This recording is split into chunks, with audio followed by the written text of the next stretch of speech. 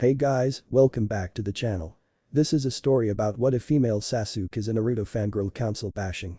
Before I start, please support for more amazing content and do consider subscribing to my channel and share this video with your friends. This is written by Deathgeass and link in the description and support writer. Let's start the video. Story start. It was an average day in Konoha, the village was full of people, busy with their jobs and whatnot. It was peaceful until Hess late. An annoying banshee shouted. Training ground 7. Hess late. A pink-bit girl said. Why is it a surprise, he's always late, Sasuke said in cold emo voice. Sakura was looking at Sasuke with hearts all over the place. Sasuke turned around with a HN and ignored her. But in the inside he was scared that she was going to rape him while their sensei wasn't here. Where are they? I know the Kakashi is always late, but where's Naruto? Sasuke was panicking in the inside. Then all of a sudden a puff of smoke came. When the smoke cleared, Kakashi was the only one there. Yo, how yo? Kakashi was unable to finish until a band. Sakura shouted, you relate. Those that were not ninjas all lost their ability to hear for a few hours. Ahaha, sorry, I was lost in the path of life, Kakashi said. Then Kakashi noticed that the unpredictable ninja wasn't here. And asked, where's Naruto? That baka's probably sleeping in his house, I swear he should just give up being ninja, he's useless. Sakura was ranting on about how Naruto was annoying, that she didn't realize the hateful glares being sent by Sasuke. Sasuke was about to say something, but then Naruto came to the training grounds and he looked away trying to hide his blush. Naruto baka her, but she wasn't able to finish because Naruto was holding her by the neck and said, shut up, howler monkey. Now everyone being shocked was an understatement. Naruto of all people told Sakura, the girl he was crushing, to shut up, and not only that, called her a howler monkey. Both Kakashi and Sasuke were trying not to laughing with the new name Sakura was given. But Kakashi composed himself and asked what was going on to Naruto. All he got was a scoff and he left. Kakashi, not wanting to waste any more time from his porn, just ignored him and told everyone to leave, that today was a day off. Uchiha, POV. I was glad that there was a day off, but what I was more worried about was Naruto. Something seemed off about him other than the fact that he insulted Sakura and wasn't his hyperactive self, I thought. Then Sakura came and blocked my path and said. Sasuke-kun, let's go out, there's this new restaurant that opened, I heard it has good food there. No, instead of asking me to a date, can't you start training? You are the weakest in this team, I told her in a cold voice. She was depressed and started ranting about how this was all Naruto's fault. The stupid fangirls, can't she sees that I don't want to go out with her? I mean, I'm a girl for God's sake, and I do not roll that way. And stop bad-mouthing Naruto-kun, I wish Naruto-kun would ask me out, I thought. Yes, Sasuke is a girl and her name is Satsuki, and yes, she likes Naruto. After all, Naruto is the same as her, who understands what it's like to be alone. Although she knew what having a family is like, he didn't and wanted to help him. She even tried to tell him her secret, that Sasuke doesn't exist, and tell him her feelings.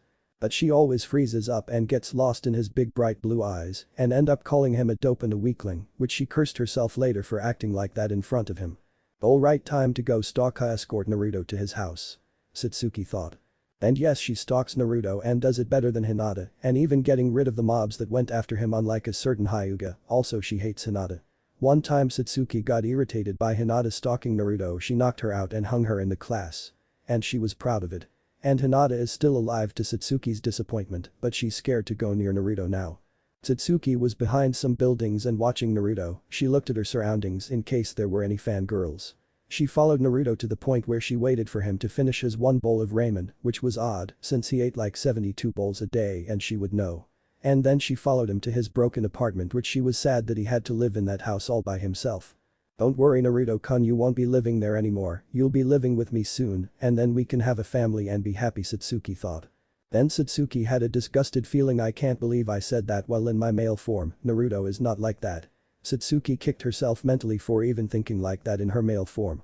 When Naruto went in his house, she went to her house, thinking how disgusted she was at her thoughts. Without realizing that a pair of sapphire eyes were watching her. Naruto's POV. Is that Sasuke? What's emo bastard doing here? Did he come to make fun of me or something? Naruto thought as he looked at the retreating figure of Sasuke. Almost feels like he was stalking me like Hinata, freak, Naruto said out loud. Yes, Naruto realized Hinata was stalking him. At first he thought it was good that at least one girl liked him, but after like 4 years of stalking him, he got irritated and avoided her at all cost, so he went to places that Hinata would not follow her, like the men's only hot spring, but no matter where he went she kept stalking him.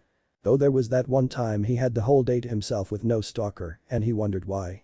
That is until he went to the academy the next day and saw the reason Hinata was tied up with a note that said I am a pervert. Since then Naruto was happy. Whoever did that was his god or goddess, since he doesn't know who his savoir was. He also hates Hinata because she is from the Hyuga clan. The Hyuga clan showed no mercy to him when he was a child. They usually used their diseased eye to find his hiding spot and their crazy taijutsu. Not only that, they used his prank he pulled on them as a means of treat to them and used that as an excuse to attack him. Ah, whatever, that team can do what he wants. I bet he just came here to try and take a technique from me to go on his stupid revenge. Naruto said out loud. Then went to the kitchen and made instant ramen. When he finished he threw the cup somewhere and went to his bed and went to sleep. Normal POV. Satsuki woke up to the sound of her alarm clock. She didn't want to wake up until she saw her Naruto plushie she made. She shot up from the bed and ran to get dressed. She wanted to go early so that she could greet Naruto like she always does. She had a hard time choosing which clothes she should wear that would make Naruto notice her.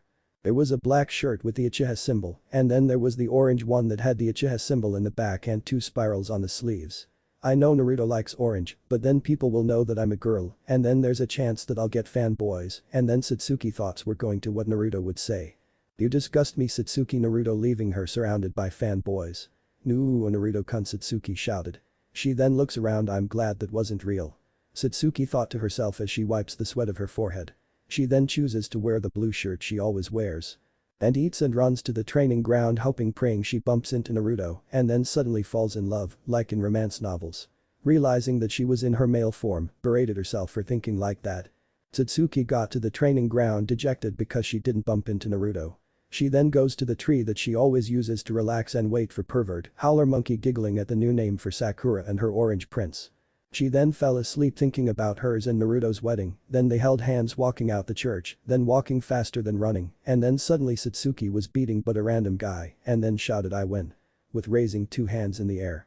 Yeah, got that from Bleach. She looked around and saw Naruto in the center of the field looking at her like she was crazy, then she realized that she yelled and started to blush deep and screamed Kaya and ran behind the tree to hide herself from humiliating herself even more.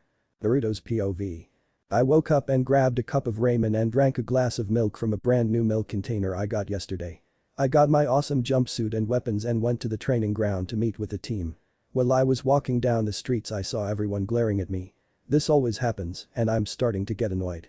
So I glare back at them. Which got me surprised since they looked in the other direction with a scared expression. I smirked. Ha, good look away, things are going to change around here. I thought. When I arrived at the training ground I saw Sasuke sleeping, which was a surprise since every time I come here I see him train. Guess he didn't get any sleep. And then suddenly Sasuke shouted I win. Which by the way scared shit out of me. I looked at Sasuke and saw that he was blushing when he was looking at me and then said Kaya, which by the way sounded like a girl, and then ran behind the tree. However, the fact that he said he won, I can make an assumption that he was dreaming about killing his brother. But then another thought, if he did dream about that, why did he get embarrassed? Whatever, it doesn't concern me anymore. I thought, and then I started to my daily stretches, and since Kakashi-sensei will be late. Satsuki, POV. I see Naruto start doing his daily stretches. He looks dreamy, I thought, then snapped out of it when I felt drool coming out of my mouth. I wiped my drool off and continued to watch. But then a pink-haired howler monkey, laughing at the name hahaha Satsuki, blocked my view. I was pissed. This bitch was disturbing my show. And it was getting to the good part. I was crying in my mind. I looked at the howler monkey, still laughing, with a glare that spelled death, and apparently she didn't get the message. Sakura, please stop bothering me and no, I will not go on a date with you. I shouted. Sakura looked sad, which I didn't care at all, and then she looked angry and shouted why? Why wouldn't you go on a date with me? What is the reason, tell me? I was taken aback by what she said but recovered and said I like someone and that person is very special to me. Ah, I bet it's a guy, isn't it? Naruto said. Which made me blush because it was true. Sakura looked at me and looked like she was crushed. Which, if I had to guess, is that she was shocked I like someone. Naruto then stopped laughing, which actually caught my attention. Hey team, you aren't denying what I said. Naruto pointed out.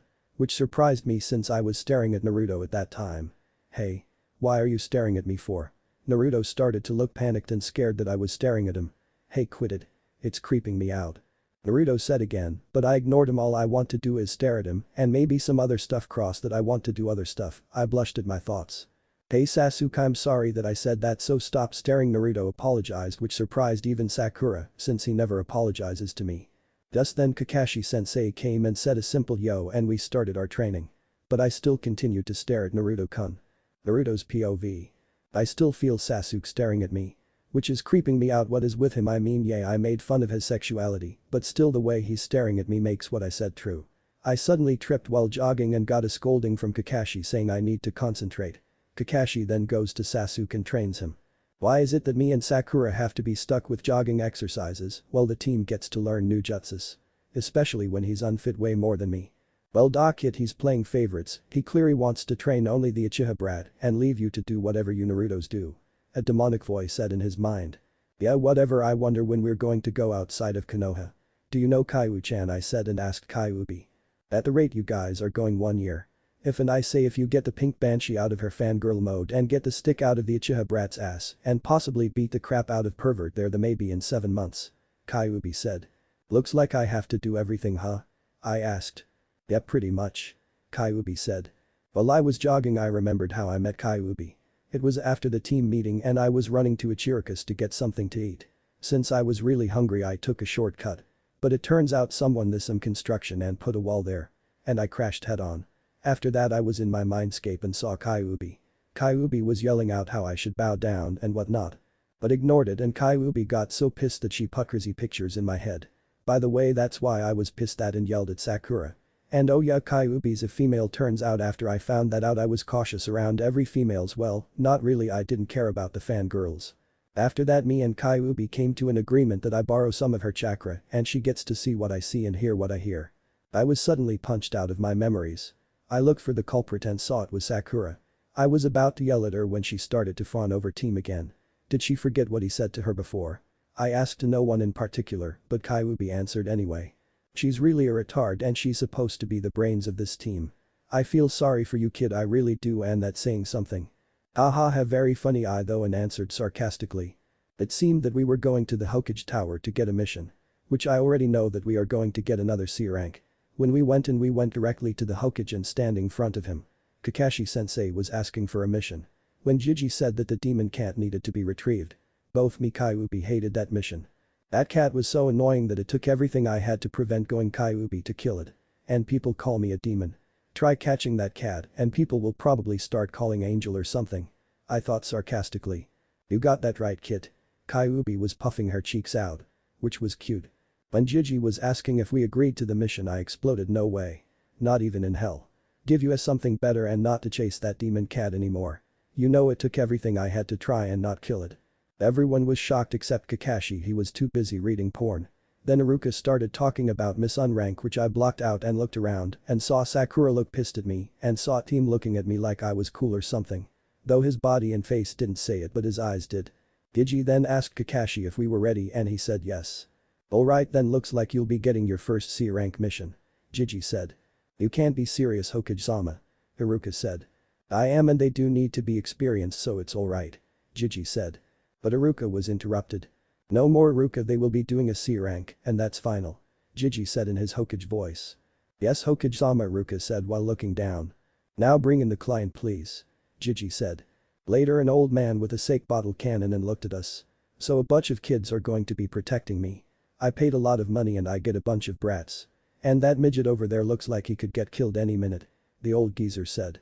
I started to laugh only to realize that he was talking about me. I was about to kill him until Kakashi held me back. And saying something about killing the client will be bad and I won't get my paycheck. I huffed and looked away, not paying attention to the geezer's introduction, and was talking to Caillou about what techniques she was going to teach me.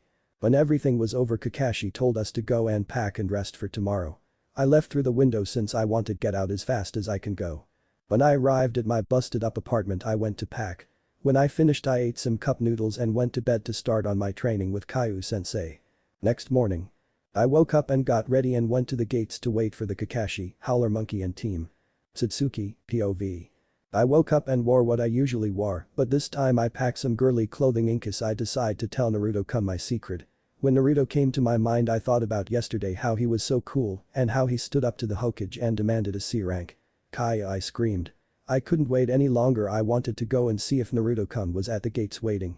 I quickly put some cupped ramen in case Naruto-kun forgets or runs out, I'll be there and save his day. Thanks Satsuki-chan, you really saved me. Naruto says, really? I asked. Yup, but do you know what I want more than ramen? Naruto said. No, what? I asked, hoping what I think he was going to say. He suddenly grabbed my chin and kissed me on the lips. When I was out of my fantasy, I looked and saw I was kissing my Naruto plushie. Oh phooey, I thought it was real. I said to myself. I then grabbed my backpack and put the genjutsu on and went to the gate, still feeling dejected that I didn't get kiss Naruto-kun. When I got to the gate, I saw Naruto was there already waiting. When got there, he was ignoring me like always. I'm planning on changing that when we go to wave. The Sakura cam, and then Kakashi came with a bridge builder, which shocked every one of us that he didn't come late this to me. Then Naruto-kun shouted journey start. I had to hold back a giggle. And with that we left on out first C rank. And I was still coming with a plan to be Naruto's first. To be continued. Story start. Satsuki's POV. The first few hours of the journey were boring. All we did was walk and listen to the old geezer talk about how he's a super bridge builder, Kakashi's perverted giggling, and Sakura's banshee yells. But what surprised me during the trip was that Naruto wasn't talking or yelling out his catchphrase, believe it. I then look at Naruto and see him staring blankly. He wasn't paying attention to anything. Which to me looked hot. When I looked at him again, his face scrunched up and all of a sudden Naruto was grinning like a madman. So hot. I shouted. It was quite for a short time and saw everyone look at me. Which embarrassed me, but I let out a HN and kept walking. Howler Monkey looked at me with hearts coming out of her. Naruto was looking at me like I was crazy. And Kakashi and Tazuna were doing what they did before. Another few minutes passed and I was bored as hell. I wanted some action so I could impress Naruto. In my head I was depressed since I'm Sasuke now. I can't show any emotion because right now I'm the emo king. I was more depressed at that. Then I suddenly heard Naruto laughing. I turned around and saw that Naruto was jumping in a puddle. Haha, this is fun. Naruto shouts. He then suddenly started stomping the puddle. I so badly wanted to join him. No. I'm the emo king. I need to keep this up until I'm Jonin or I get engaged to Naruto-kun. I blushed at the last thought, engaged to Naruto, I thought. Then Sakura started yelling at Naruto for being unprofessional. Please, you howler monkey. If anyone's unprofessional, it's you and pervert sensei. And how dare you stop Naruto-kun's laughter, you bitch. I thought. Naruto looked like he was about to kill Sakura, but suddenly the pond Naruto was dancing on was in smoke and a chain came out directly towards Kakashi. The chain surrounded Kakashi and he was in pieces. Kakashi had just died. Good thing too, now all that's left is Howler Monkey and Team 7 will only be me and Naruto. I quickly went in front of Tazuna, protecting him. The smoke diminishes, revealing two ninjas wearing gas masks. One down, one of the two ninjas said 4 to go, the other said. I looked around and saw Sakura trembling. I then looked around where Naruto was before and he was gone. I then looked at the enemy ninjas. They were knocked out and were beside Naruto. When I looked at Naruto, he was glaring at the enemy with red eyes. But what caught my attention was the wound on his hand. Naruto's POV. The walk was boring. I would have died of boredom if Kaiu-chan wasn't in me. Tazuna's was gloating, Kakashi was giving out perverted giggling, Sakura was doing her howler calls, and Team was staring at me. I think he likes you, Kyuubi said suddenly. What? What makes you think that? He's been staring at you all his life, you know. Even if that's true, there's a logical explanation for that. I said, trying to reason. Yeah, he likes you, no. He's probably trying to find a chance to get my techniques, or the council told him to kill me, I said, blurting out every possible reason. Team was staring at me. Whatever lets you sleep at night, Kyuubi said. I was about to counter until I saw a puddle. That's a genjutsu, watch out, Kaiu-chan warned me. I grinned, I think my face almost split. I thought of taking a leak. This way I can get the team's attention and show them that the puddle was a genjutsu and I can humiliate whoever is in that genjutsu. But then suddenly thoughts of Team and Howler Monkey making fun of him for peeing in the middle of the road, and that would give the council the right to revoking my ninja license. I guess I'll humiliate them another way. But what? I thought, scrunching my face. Why not use them as a trampoline? Kaiu-chan recommended. I thought about it. Great idea. I shouted in my mind. Unknown to me, I had a face-splitting grin plastered on my face. I was broken out of my thoughts when Sasuke shouted, so hot. What the hell is wrong with him? I heard Kyuubi laugh. Why are you laughing? Because you're an idiot, that's why. What's that supposed to mean? You'll find out sooner, maybe later, Kyuubi said. Whatever, I replied. We finally reached the genjutsu puddle. Sasuke and Sakura didn't notice it. But Kakashi did, but apparently decided not to tell us or signal us that there is a genjutsu. I swear I'm going to die if I'm with them, I thought. You got that right. But luckily you have me, Kyuubi said while using both thumbs to point at herself. I gave a small chuckle at that. But it was time I put my plan into action. I started to jump on the puddle. Hahaha, this is so fun, I shouted. It was actually fun. But that fun did not last long because Howler Monkey came and started to berate me, saying how I'm unprofessional and whatnot. If only I could kill her just by looking at her, then the world would be safe from this embarrassment. I then ignored her and started walking away from her. She followed just to keep up her yelling to impress her Sasuke-kun. I heard Kyuubi snicker at that part, which is annoying me since she knows something that I don't. Then suddenly the puddle blew up and chains came out of it going around Kakashi-sensei. At that moment Kakashi died.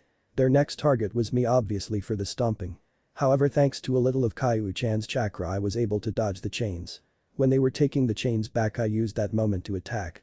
I was in front of the guy on my right and punched him in the stomach and knocked him out. I then went to the other guy and tried to punch him only to get slashed by his kunai. I winced but ignored it since Kaiu-chan can heal me. And knocked him out by kicking him in his private area. When he crouched down at the pain, I used my elbow to hit the back of his neck. And knocking the bastard out. Good job on your first real fight, kid. I'm proud, Kaiu said. Thanks, Kaiu-chan, but I thought it was going to be more thrilled, but I don't feel anything. I replied to Kyuubi. Well, whatever, tie them up. Oh, and something is messed up about this mission. Kaiu said in a serious tone. What do you mean?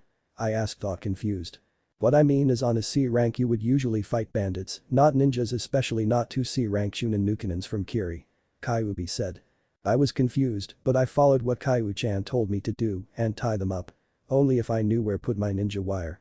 I was glaring at the defeated ninjas in case they pull something to escape. Naruto.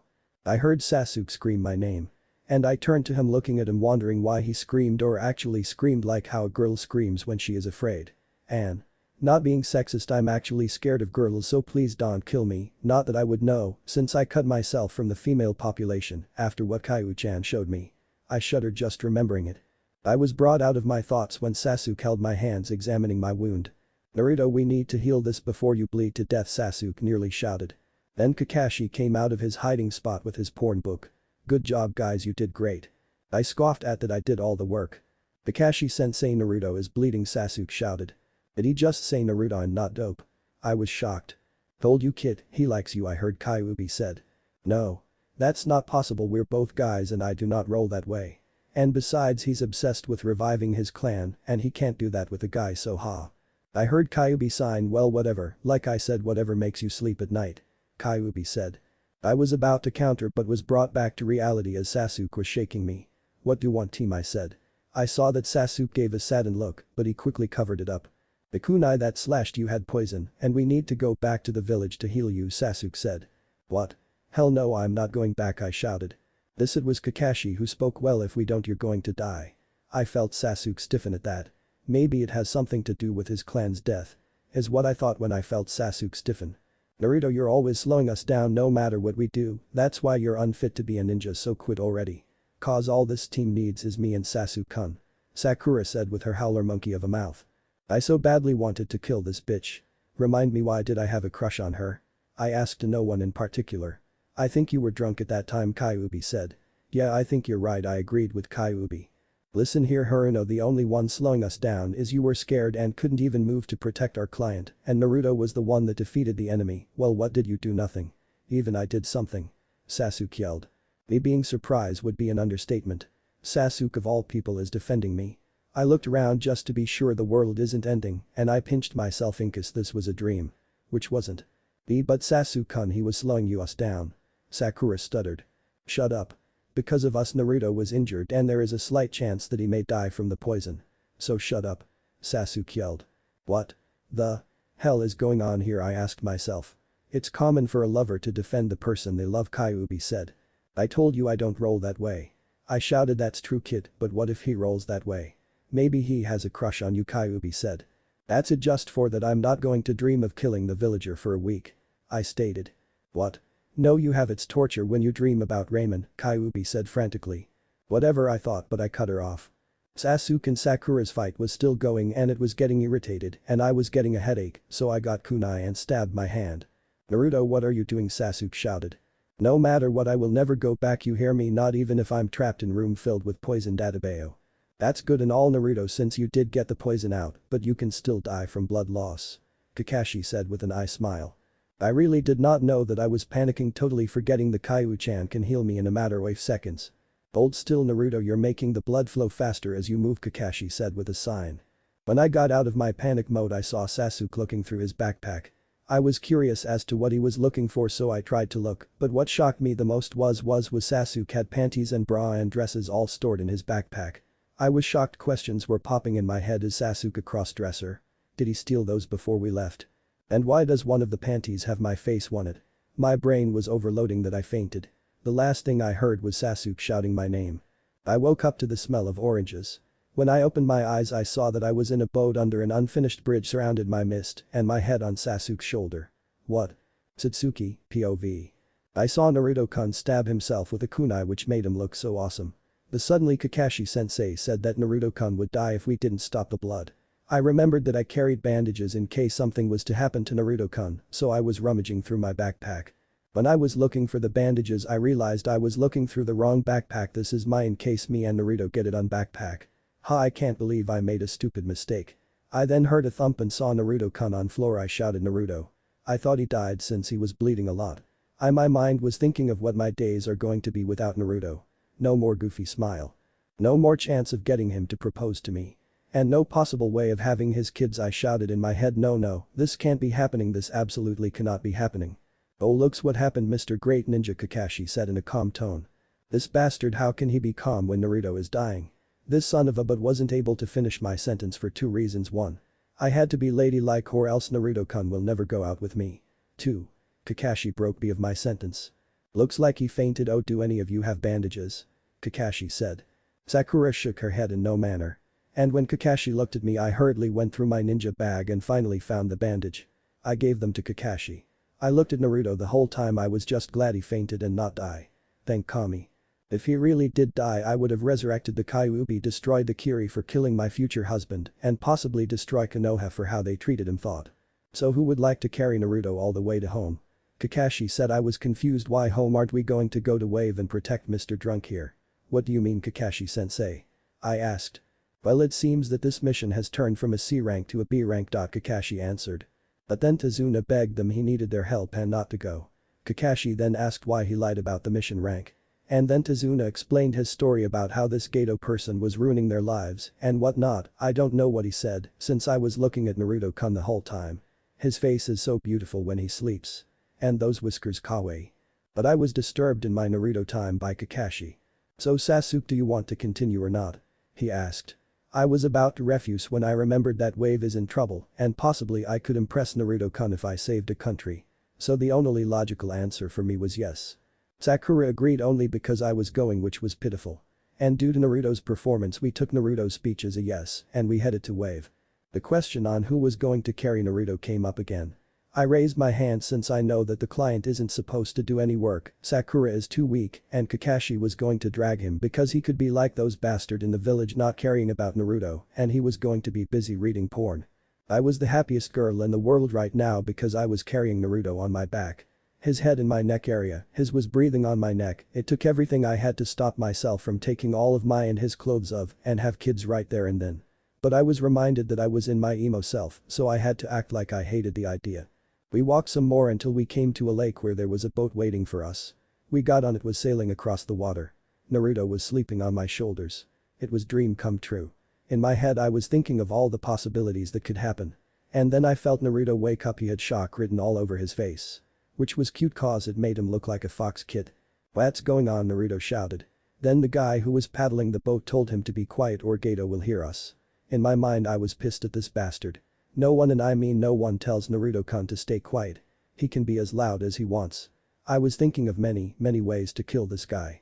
I then noticed that Kakashi was explaining everything to Naruto-kun, which seemed like he understood. When we finally reached land the guy in the boat said his goodbyes. We were off. The fog in the area was getting thick, which gave me an idea of kidnapping Naruto-kun and having my ways with.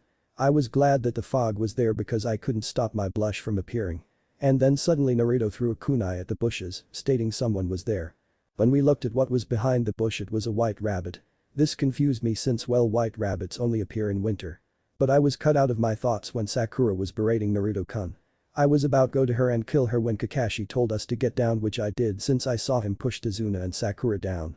When Kakashi told us to get up I saw a giant blade stuck to a tree with a man on top of it. Zabuza Momoichi, the demon of the mist, I heard Kakashi say. Sharingan no Kakashi, I can see why the demon brothers lost. he said. Which pissed me off since it was Naruto-kun who beat them. Then they were talking about how Zabuza killed his entire class to become a genin and which organs he should cut off and that we finally see Kakashi's face. Just joking, I wish though, but no, we saw Kakashi's other left eye which had a Sharingan in it. How does he have a Sharingan? He's not in a Uchiha. I thought. Man. The fight is just like in the anime and manga, but Naruto doesn't try to run away. Sakura tried to run away until Kakashi told them to guard Tazuna. When the fight finished and the hunter nin took Zabuza's body, I helped Naruto-kun carry Kakashi to Tazuna's house. When we finally arrived there, Tazuna's daughter opened the door. I saw how Naruto was looking at her. The way he looks at her. He should be looking at me like that. Shouted, glaring at Tazuna's daughter, who is known as Tsunami. When we went in, we were greeted by Kid, who told us to go home. But before anyone could say anything, he ran away. We finally put Kakashi down on a futon and went to rest ourselves. I was happy that I could relax after all that happened, but I wanted to relax next. Naruto. I dozed off dreaming about me and Naruto-kun and killing of Tsunami. It was 2 hours and I heard Naruto shouting Kakashi was awake. We all gathered where Kakashi was lying down. He told us how Zabuza was still alive, which I was happy. I wanted fight to prove to Naruto I am the only woman who deserves him. Boo! The Tsunami interrupted and said dinner was ready. When we got to the table, Naruto was complaining how the food wasn't ramen. I was about to get an instant cup ramen when Kakashi told him to eat what they offered and not complain, which he complied to. I was pissed at Kakashi because I couldn't be Naruto-kun's savior. When everyone finished, the little brat who told us to go ran off. Naruto ran off to the bathroom to get a shower. Sakura was practicing her howler calls with Tazuna, who seemed to want to hit her with his beer bottle. And Kakashi went to sleep. I was about to get changed when Tsunami called me to follow her outside. I bet she's trying to get rid of her competition for Naruto-kun's heart, I thought. When we reached where she took me, I was ready to get my kunai out and kill her. Sasuke-san, you're a girl, aren't you? She said. Story start. Satsuki's POV. What, how does she know? I thought, shocked that she found out. Thinking of possible clues that I may have given her. But my mind was drawing blank. How? I know I didn't leave any clues. And not even Kakashi, who is a top-ranked jonin, knows my secret. Especially from meeting me in one day. I said, scared. So I was right, I was drawing on a hunch I had. Was all Tsunami said. I was shocked she just had a hunch, and by me responding to her I gave her my secret. But still, how did you come to that conclusion? I said, wanting to know how a civilian that isn't a ninja, hell, she wasn't from a ninja village, know my secret. Tsunami looked at me before she answered. Well, when we first met you were glaring at me like you wanted to kill me when I looked at that orange boy. At first I thought you were angry at something, but I didn't know what. Later through the day you were glaring at me every time I came to the room you and your teammates were in. But what gave it away was during lunch. You were sitting close to Naruto-san, and each time you looked at Naruto-san you blushed. But when I came to give food, Naruto-san looked at me, you glared at me. And that's how I know you're a girl. And the expression you had looked like a girl in love. And I saw the clothes in your backpack. Tsunami said. I looked at her. I can't believe I left that many clues. Then I realized that her observation could mean something else entirely, but wait, couldn't that have meant that I'm homosexual? I countered. Tsunami was in a thinking position. That's true, but I have seen lots of girls that had the same expression as you, and your expression looks similar, or to tell the truth, it looked like your pink-haired teammate. Tsunami said. I'm nothing like that whore. I shouted. SHHHH, the others will hear. Tsunami warned me. I put my hands on my mouth. Sorry. I whispered. So there has to be a story as to why you disguised yourself as a boy. Tsunami said. I looked down and had a sad expression. Well, you see, I'm from the Uchiha clan and they have a strong Dojutsu known as Sharingan. 5 years ago my brother massacred everyone except for me. I don't know why he did it, because all he said was that he was testing his skills. He then put me in a Genjutsu and I was knocked out. Okajima came and visited me and told me that my clan was killed and that I was the last one left. Because of that I had to get multiple wives due to the Kra. Now these banshee screeching fangirls follow me everywhere. I said. Tsunami looked at me with sympathy. So that's why you disguise yourself as a boy. This council doesn't bother you when you're a boy? Tsunami asked. Oh, bothers me. They already have 30 marriage contracts ready when I'm 18 and I'm pretty sure it's increasing as we speak. Not only that, I have fangirls everywhere I go. It doesn't help that my teammate is a fangirl. They even try to take a picture of me when I try take a shower. Sometimes they try to sneak in to take a shower with me. Just glad that Hokage-sama put those anti-fangirl traps in my compound. They get shocked with 1000 volts of electricity. I said, smiling evilly. Tsunami shivered at my smile. And she looked like she was thinking.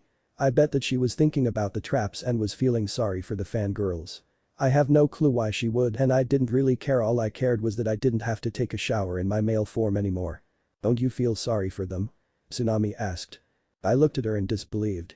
Me feel sorry for fangirls. They are an embarrassment to Kanoichis. All they do is fawn over the boy they like, especially when said boy is actually a girl. And they don't take ninja training seriously. But then again, I am a fangirl, the president and founder of the FNC Foxy Naruto Club, but I at least take things seriously, unlike Howler Monkey. I then looked at Tsunami. No, I don't. They are a disgrace to all Kanoichis in the elemental country. All they care about is how they look, so they go on diets, when instead they should eat as much as they can to survive. Fangirls have little to no chakra, which is proven by my worthless pink-haired teammate. Unlike me, of course. I stated. What do you mean unlike you? Tsunami asked. I mean that I am a fangirl, but I know when to take my Kanoichi job seriously and when to dream about my Naruto. I said with hearts in my eyes when I mentioned Naruto. Well, I guess so. Tsunami said. And besides, I'm an Uchiha, and Uchihas are always better than others. I said.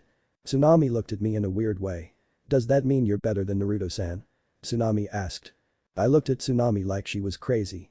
There is nobody better than Naruto-kun, not even the Yondaime could compare to him. But before I could counter Tsunami, Sakura was Banshee screaming my name. Sasuke-kun, come here, Kakashi-sensei is awake. Sakura screeched. I signed and looked at Tsunami. No one is better than Naruto-kun. I said and left as Tsunami followed me. Normal POV. I will refer Sasuke as Satsuki unless people say his name. Hey team, what took you so long? Naruto greeted Satsuki. HN Satsuki greeted back. So cool. Sakura Banshee screamed. When all members of Team 7 sat down, Kakashi put his book down and looked at them. I believe that Zabuza is still alive. Kakashi said to his students. Everyone was shocked. Tazuna had dropped his beer bottle, which shattered on the ground. That's not possible, sensei. I mean, you killed him and even checked if he had a pulse or not. Sakura said, scared, not wanting to fight Zabuza again. Remember the weapon the hunter nin used? Kakashi said. Yeah, he used senbons. So? Naruto asked. Hit senbon needles are used for medical practice and not used for killing people. Kyuubi explained in Naruto's mind. Naruto's eyes were wide in realization. It seems you understand, Naruto. Kakashi said. Naruto nodded. What are you guys talking about? What does Naruto Baka understand? Sakura screamed. And she's supposed to be the smart one. Thought Kakashi, Satsuki, Naruto and Kyuubi. What we mean is that the hunter nin that carried Zabuza's body away was a fake. Naruto said. How was he a fake? Sakura said. Idiot hunter nins cuts off the Nukanin's head off and burn the body no matter who their audience is. This because all they need is the head to keep the village secret intact. Kakashi explained. And not only that, the weapon the hunter nin used is senbon needles, which are usually used for acupuncture, paralyzing enemy or putting the enemy into a death-like state temporarily. Naruto finished. Sakura was shocked that Naruto knew that. Satsuki was inwardly sparkling. HN, I knew that. Stop trying to act cool, Naruto Baka. Sakura Banshee screamed. Everyone signed. Really, this bitch is useless. Everyone thought, even Tsunami, who just entered the room. No, dinner will be in 10 minutes, okay? Tsunami said while everyone nodded. How long do we have till he comes back? Sasuke asked Kakashi. Kakashi looked at him. From the damage we gave him and the recovery process from a temporary death-like state, 2 weeks. Kakashi said. 2 weeks? How are we going to be able to face him? He was too strong. Sakura Banshee screamed. Everyone was tired of listening to Sakura's Banshee screeched. Tazuna was tempted to throw his beer bottle at her head, but he had to remind himself that they were helping him, even the useless pink bitch. Don't worry, next we'll be ready. We'll be training for 2 weeks. I'll think of a schedule for you guys to be ready for him and his helper. Kakashi said. Sakura and Satsuki was happy to hear about the training, but Naruto put on a neutral face. Yeah, training the Uchiha. Naruto thought. Hey Baka, what's with that face? Aren't you happy that we get some training? Sakura yelled at Naruto. What I would do to punch this bitch and put her in her place. Naruto thought. Agreed. Kyuubi said, nodding her head. Naruto put on a fake smile, followed by making his eye in a U-shape and said, of course I am Howler Monkey. Now if you'll excuse me, I'm hungry and I would like some of Tsunami-chan's delicious meals. And Naruto left the room where Sakura was restrained by Tazuna. Satsuki looked at Naruto with worry and Kakashi was back to his thoughts about his orange book. During dinner, everyone was seated too at the table, eating and having small talks with each other. Satsuki kept stealing glances at Naruto and Sakura kept stealing glances at Sasuke. When dinner was finished, they all went to their assigned bedrooms. Sakura sleeping with Tsunami. Kakashi in the living room. Tazuna and Inari in their own rooms and Satsuki and Naruto. Satsuki was happy that she was going to sleep in the same room as Naruto. But she had another thing in her mind. Yes. I'm away from the village, no stupid old bats watching every move, no fangirl is annoying for a date currently. Today I'll reveal to Naruto-kun who I really am. Satsuki thought. Oh no Naruto, I have something to tell you. You already fell asleep. Satsuki yelled in Sasuke's voice, seeing Naruto already in bed with a bubble coming out of his nose. Satsuki sighed and went to sleep knowing there wasn't any use and tried to do anything knowing that Naruto is a heavy sleeper. Next morning. Everyone woke up and was in the dining room waiting for breakfast. Sakura was asking Sasuke out on a date and was being denied constantly. Kakashi was reading his porn and Tazuna was talking to Naruto about how cool he was and Naruto was ignoring Tazuna and talking to Kyuubi. Hey kid, what do you think porn lover over there going to teach you? Kyuubi said. I don't know what he's going to teach, but knowing him probably a chakra control exercise considering everyone in the team has horrible chakra control. Well except for me. Naruto said back. That's probably true considering he wants all the time in the world to read that orange book. Kyuubi said. Yeah, anyway I think I'll be practicing that new technique you taught me the other day. Haven't really been training for 2 days now. Naruto said. Yeah, that would be the best considering who your opponent will be. But be careful, remember the side effects of using it too much. Kyuubi said concerned. Don't worry Kyu-chan, I will. Naruto said right back, happy that someone was concerned for him. But Naruto was broken out of his thoughts when someone punched him. When he looked for the person, it was none other than Sakura. Baka, stop acting like Sasuke-kun, and because of you Sasuke-kun won't go out with me. Sakura howled. Irritated, Naruto grabbed the back of her head and slammed it on the floor, making her fall unconscious. Everyone was happy, especially Satsuki, that the Banshee was finally quiet. Naruto, don't hurt your comrades. But considering that I can finally concentrate on my book, I'll let it slide. Just this once, okay? Kakashi said, trying to scold Naruto. When finally breakfast came, the food was all gone in a matter of minutes. But sadly they had to wait until the pink-haired girl woke up and finish eating to finally start their training. Team 7 is in the forest with Kakashi in clutches. Alright team, today we're going to climb a tree. Kakashi said. Satsuki and Sakura were confused, but sensei, we already know how to. Sakura said. No, this is different, you're going to climb a tree without using your hands. Kakashi said. That's impossible. Sakura screamed. If you let me continue I'll explain. You won't be using your hands but using your chakra by applying them to the sole of your feet. Understand? Kakashi said. Only receiving one nod, and it was from the person he least expected. Fine, here's a demonstration. Kakashi said as he went up to a tree and started walking vertically. He received shocks from Sasuke and Sakura. Wonder why Naruto isn't shocked. Maybe he already had seen this before. Kakashi thought. He later threw 3 kunais to his students. Pick a tree and start climbing it. See the kunai to mark where you fall from and try to beat it later. Kakashi said. Satsuki and Sakura each grabbed a kunai and picked out a tree and started. Satsuki climbed the tree, but when she got a few feet the bark exploded, but she was able to mark the tree. Oh sorry, I forgot to explain. If you use too little chakra you will fall, and if you use too much chakra the bark will explode. So you see why this is good, right? You have to find just the right amount of chakra to use. Kakashi said. Receiving glares from Satsuki. Now he tells us. Satsuki thought. The damn idiot didn't explain the full details of this exercise or why it's good to do this exercise. Naruto thought. Sasuke-kun is so cool to be able to climb that far. Fangirl thought. Ah. That's our Sasuke-kun. A voice shouted in the fangirl's mind. Naruto, why aren't you doing the exercise? Kakashi asked, looking at his blonde student. Naruto looked at him. Case, I already know this and I've mastered it already. Naruto said, signing. Really? Prove it. Kakashi said. Naruto walks up the tree getting shocked looks from Satsuki, Sakura and Kakashi. Naruto stopped when he reached half of the tree. See? Naruto said in a bored tone as he was walking back to the ground. So cool. Naruto-kun is the best. Satsuki mentally shouted with mental stars in her eyes. Sakura was irritated that he was showing off. Kakashi was impressed. Alright Naruto, since you know the tree walking exercise, then I'll show the water walking exercise. Already know it. I can last 3 hours in the water. Naruto said, interrupting Kakashi. Kakashi was shocked that he could do the water walking, and Satsuki was screaming like the fangirl she is in her head about how cool and hip Naruto was. Sakura was mentally picturing Naruto's death. Now if you'll excuse me, I have some personal training to do. Naruto said as he walked away. Naruto found a clear area far from his team and started practicing the new technique Kyuubi taught him. At midnight. Everyone except Naruto and Satsuki were at the dinner table. Ahhhh, when is Sasuke-kun going to come? The pink-haired girl shouted. Calm down Sakura, I'm sure he will come soon. After all that training he will be starving. Kakashi said as he finished his orange book and took out a green book. Just then Satsuki came in bruised and exhausted from falling from the tree and using too much chakra. I did huff it. Satsuki said in Sasuke's voice. Anyone wondering how Satsuki finished the exercise in one day? I just took the idea from another fanfic that girls have better control of their chakra. Not being sexist or anything, but almost every important figures that no one knows anything about other than legends is going to be female, like a sage of six path in all my stories, and Satsuki wants to be there with Naruto for every step of the way, cause she's a fangirl, call it a keke genkai all fangirls have. Good job Sasuke, tomorrow you'll be guarding Tazuna with Sakura and Naruto. Kakashi said, I smiling. You better protect me, brat. Tazuna said, and Satsuki scoffed at him. Satsuki was in a good mood because starting tomorrow she will be with Naruto and guarding their client. But that good mood was soon gone when Naruto was nowhere to be seen. Where's Dope? Shouldn't he be back by now?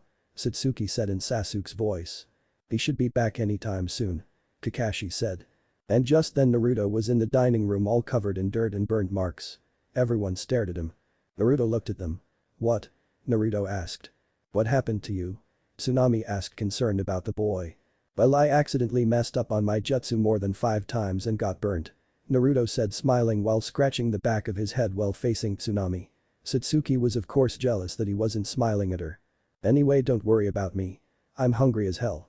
Naruto said, and to prove it his stomach was growling. Tsunami giggled at that and went to bring the food that was just made. Naruto and Satsuki were digging at the food like animals. The boy that was in the room was glaring at Naruto and his team while they were talking about their day happily without any care. He was irritated so much that he slammed his finished bowl of rice and walked to his room, not caring about the calls of his name. What happened to the brat? Naruto said. Don't worry, he must have been tired. Tsunami said, and that was enough answer for Naruto as he went back to eating. Naruto had finished his food while the others were still trying to finish half of theirs. Ah, that was good. You're the best, Tsunami-san, that was one of the best meals I have ever had. Naruto said, smiling. He looked at the time and got up. Well, looks like it's time to sleep. Naruto said as he stretched and went to his temporary room. Everyone was still trying to finish their dinner so they could rest as well.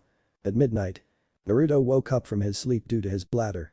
He needed to go to the bathroom, so he went to the bathroom that was in his and Sasuke's temporary room and yanked it open. When it was open he stopped his movement and his mind was frozen. What he saw was a naked girl with black hair and onyx-colored eyes that had shock and embarrassment in it. The girl oddly looked like Sasuke to him. When Naruto finally got out of his stupor, he closed the door and opened it again, but this time instead of a naked girl, he saw Sasuke with a towel wrapped around his waist, which disappointed him considering the girl looked cute to him. He then closed the door and opened it again, and Sasuke was still there with a towel around his waist. Naruto then rubbed his eyes and it was still the same. I think I used a little too much chakra that I'm seeing things, Naruto thought to himself. What do you want, Dope? Satsuki said, stuttering. Oh my god, he saw my female self. Although I wanted him to know, I didn't want him to know like this. Nothing team, I just need to use the bathroom, I need to go really badly. Naruto said. Then Satsuki nodded and got out of the room when she got all her boy clothing.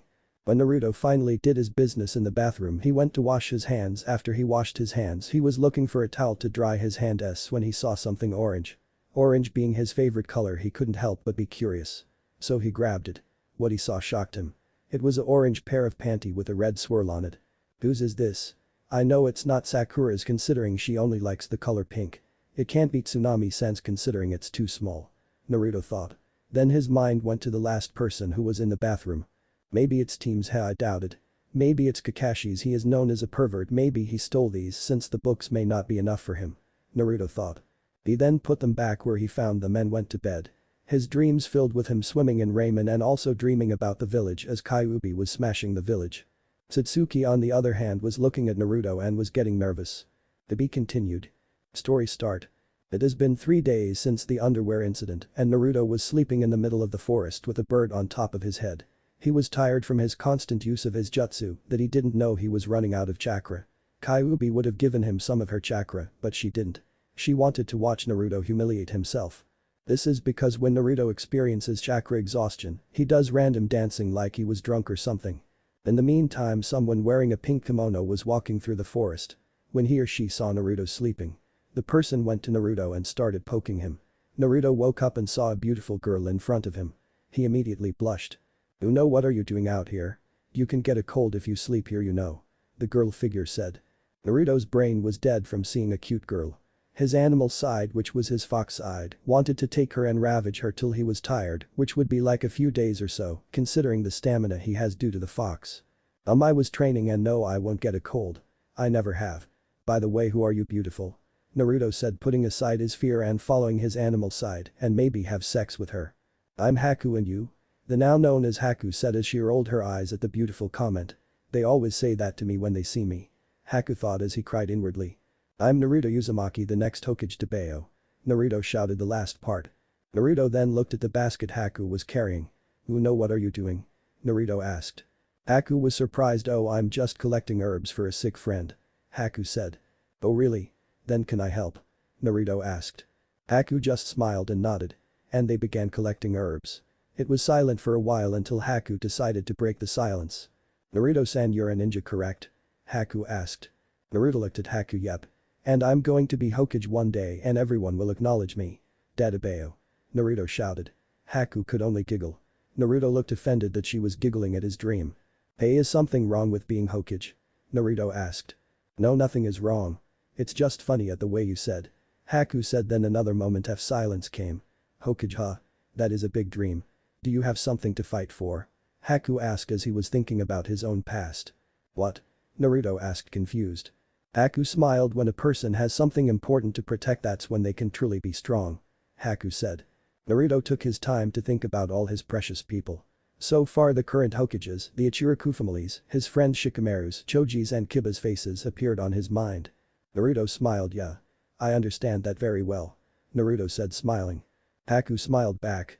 Haku then stood up and was walking away. "You will be strong. Let's meet again somewhere," Haku said. "Sure," Naruto said, smiling. Then suddenly Haku stopped. "Oh, and I'm a boy," Haku said and started to leave again, leaving a shocked Naruto. "What? There is no way that could be true. I mean, he's cuter Kurenai-sensei, and that's saying something." Naruto inwardly shouted as he saw Haku leave and Sasuke coming towards him, glaring at Haku. Kyuubi, however, was having other thoughts. "Maybe if I play my cards right I could get a yaoi starting," Kyuubi said out loud. "I heard that," Naruto yelled it, inwardly disgusted at Kyuubi's thoughts. Kyuubi giggled as she stuck her tongue out in a cute way, which she failed due to her enormous eyes. But Satsuki had just woken up from the sound of her portable alarm clock. "Sasuke-kun. Wake up. It's breakfast and it's your favorite," the alarm clock shouted. "Ugh, why did she have to wake me up? I was having one of the best dreams of my life." "Me and Naruto were," Satsuki thought perversely. Then she looked around, hoping nobody saw her perverted grin. With a sign of relief she got of her futon and looked to her side. "No Naruto-kun today either. Damn it. I need my Naru time," Satsuki mentally shouted at the sky. When she got ready she headed down to the living room of their clients. When she got there she was greeted by a heart-filled Sakura, a gloomy Inari, a smiling Tsunami, a drunk Tazuna and a Kakashi giggling perversely. "Hey Sasuke-kun, do you want to go on a date after breakfast?" Sakura said in a fangirl manner. Satsuki signed no. And Sakura became dejected. She then looked around for the blonde knucklehead, but he was nowhere in sight. "Where's Naruto?" Satsuki said. "Huff, don't know, that baka hasn't come back since yesterday," Sakura said, annoyed that Sasuke wasn't talking about her. Satsuki was getting annoyed by her insulting her future lover, but was brought out of her thoughts when Kakashi put his book down on the table, which shocked her. Sasuke could go out and find Naruto and tell him to come back for breakfast. If he refuses to come, tell him that there is ramen and he should come here in matter of seconds.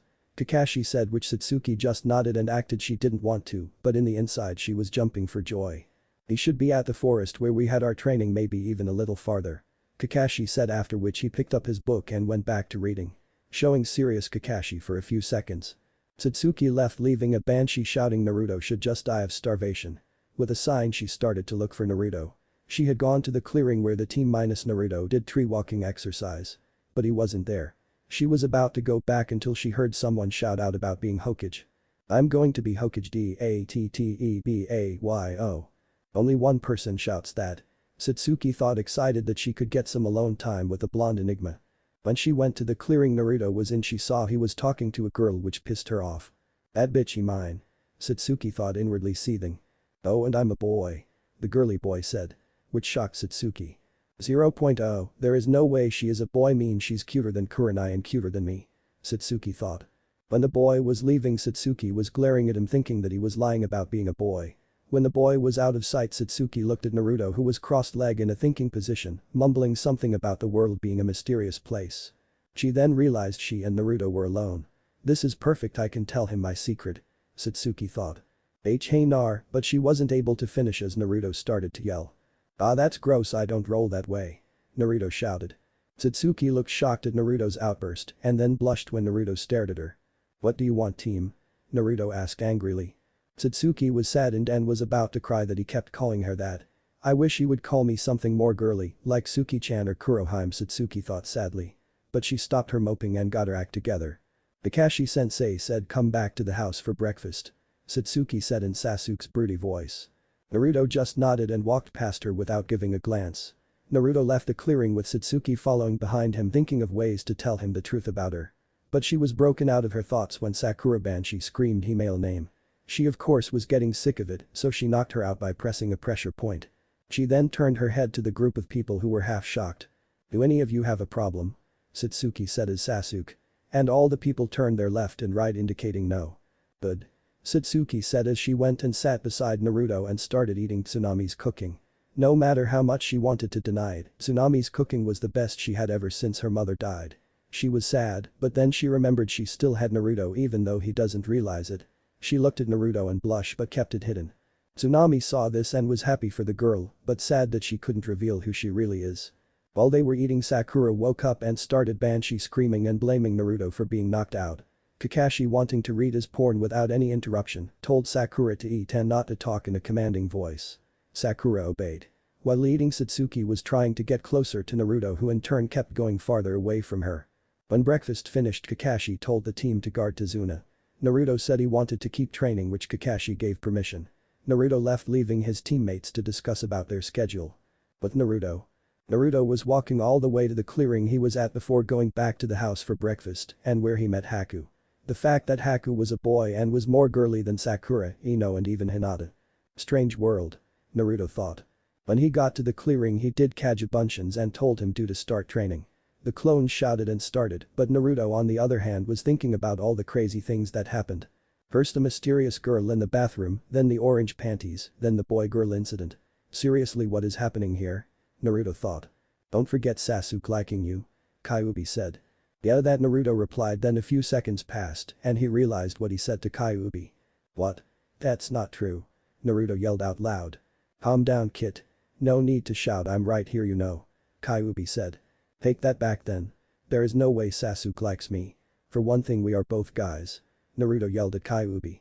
Then if he was a girl, then would that change? Kyuubi asked. Naruto thought about it but stopped himself. Hell no. Even if he turned into a girl, his attitude would still be there. That emo bastard won't find a normal girl that would go out with him. Naruto said. What if it's not a girl emo bastard is looking for? What if he's looking for? But Kyuubi wasn't able to finish as Naruto disconnected the link. Seriously, is that all she thinks about? Hero Kitsune, Naruto shouted in his mind and went back to training. On 7 to 8 p.m. Naruto and his clones were all exhausted trying to figure a way to get the jutsu the Kyuubi taught him to do. He later told all the Kagebunshins to go one at a time, but all of them went at the same time, which later gave the original Naruto a major headache as he was clutching his head from all the information his clones gained. Just then Satsuki came and looked at Naruto in a funny position while screaming. You okay? Satsuki said, worried. Yeah, just a headache. Naruto replied. Well then let's go back, there are some painkillers in my bag. Satsuki said. Naruto looked at Satsuki, who was disguised as Sasuke, which he didn't know. Don't need it, Naruto said as he still felt the pain. Either way, you have to come back. Kakashi gave an order for you to come back and report of your training and then eat. Satsuki said in Sasuke's emotional voice. Naruto nodded and went ahead, making Satsuki walking behind Naruto. I need to tell him.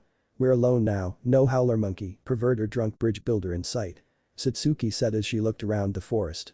Nah, but she was interrupted by Sakura. Sasuke-kun. Sakura came and tackled Satsuki. Satsuki was annoyed. Get off of me. Satsuki yelled, which surprised both Sakura and Naruto, considering he never shouted before. Sasuke-kun. Sakura stuttered. I've had it with you. Stop following me around. Satsuki yelled at Sakura with Sasuke's voice. Naruto broke out of his stupor and looked at Satsuki.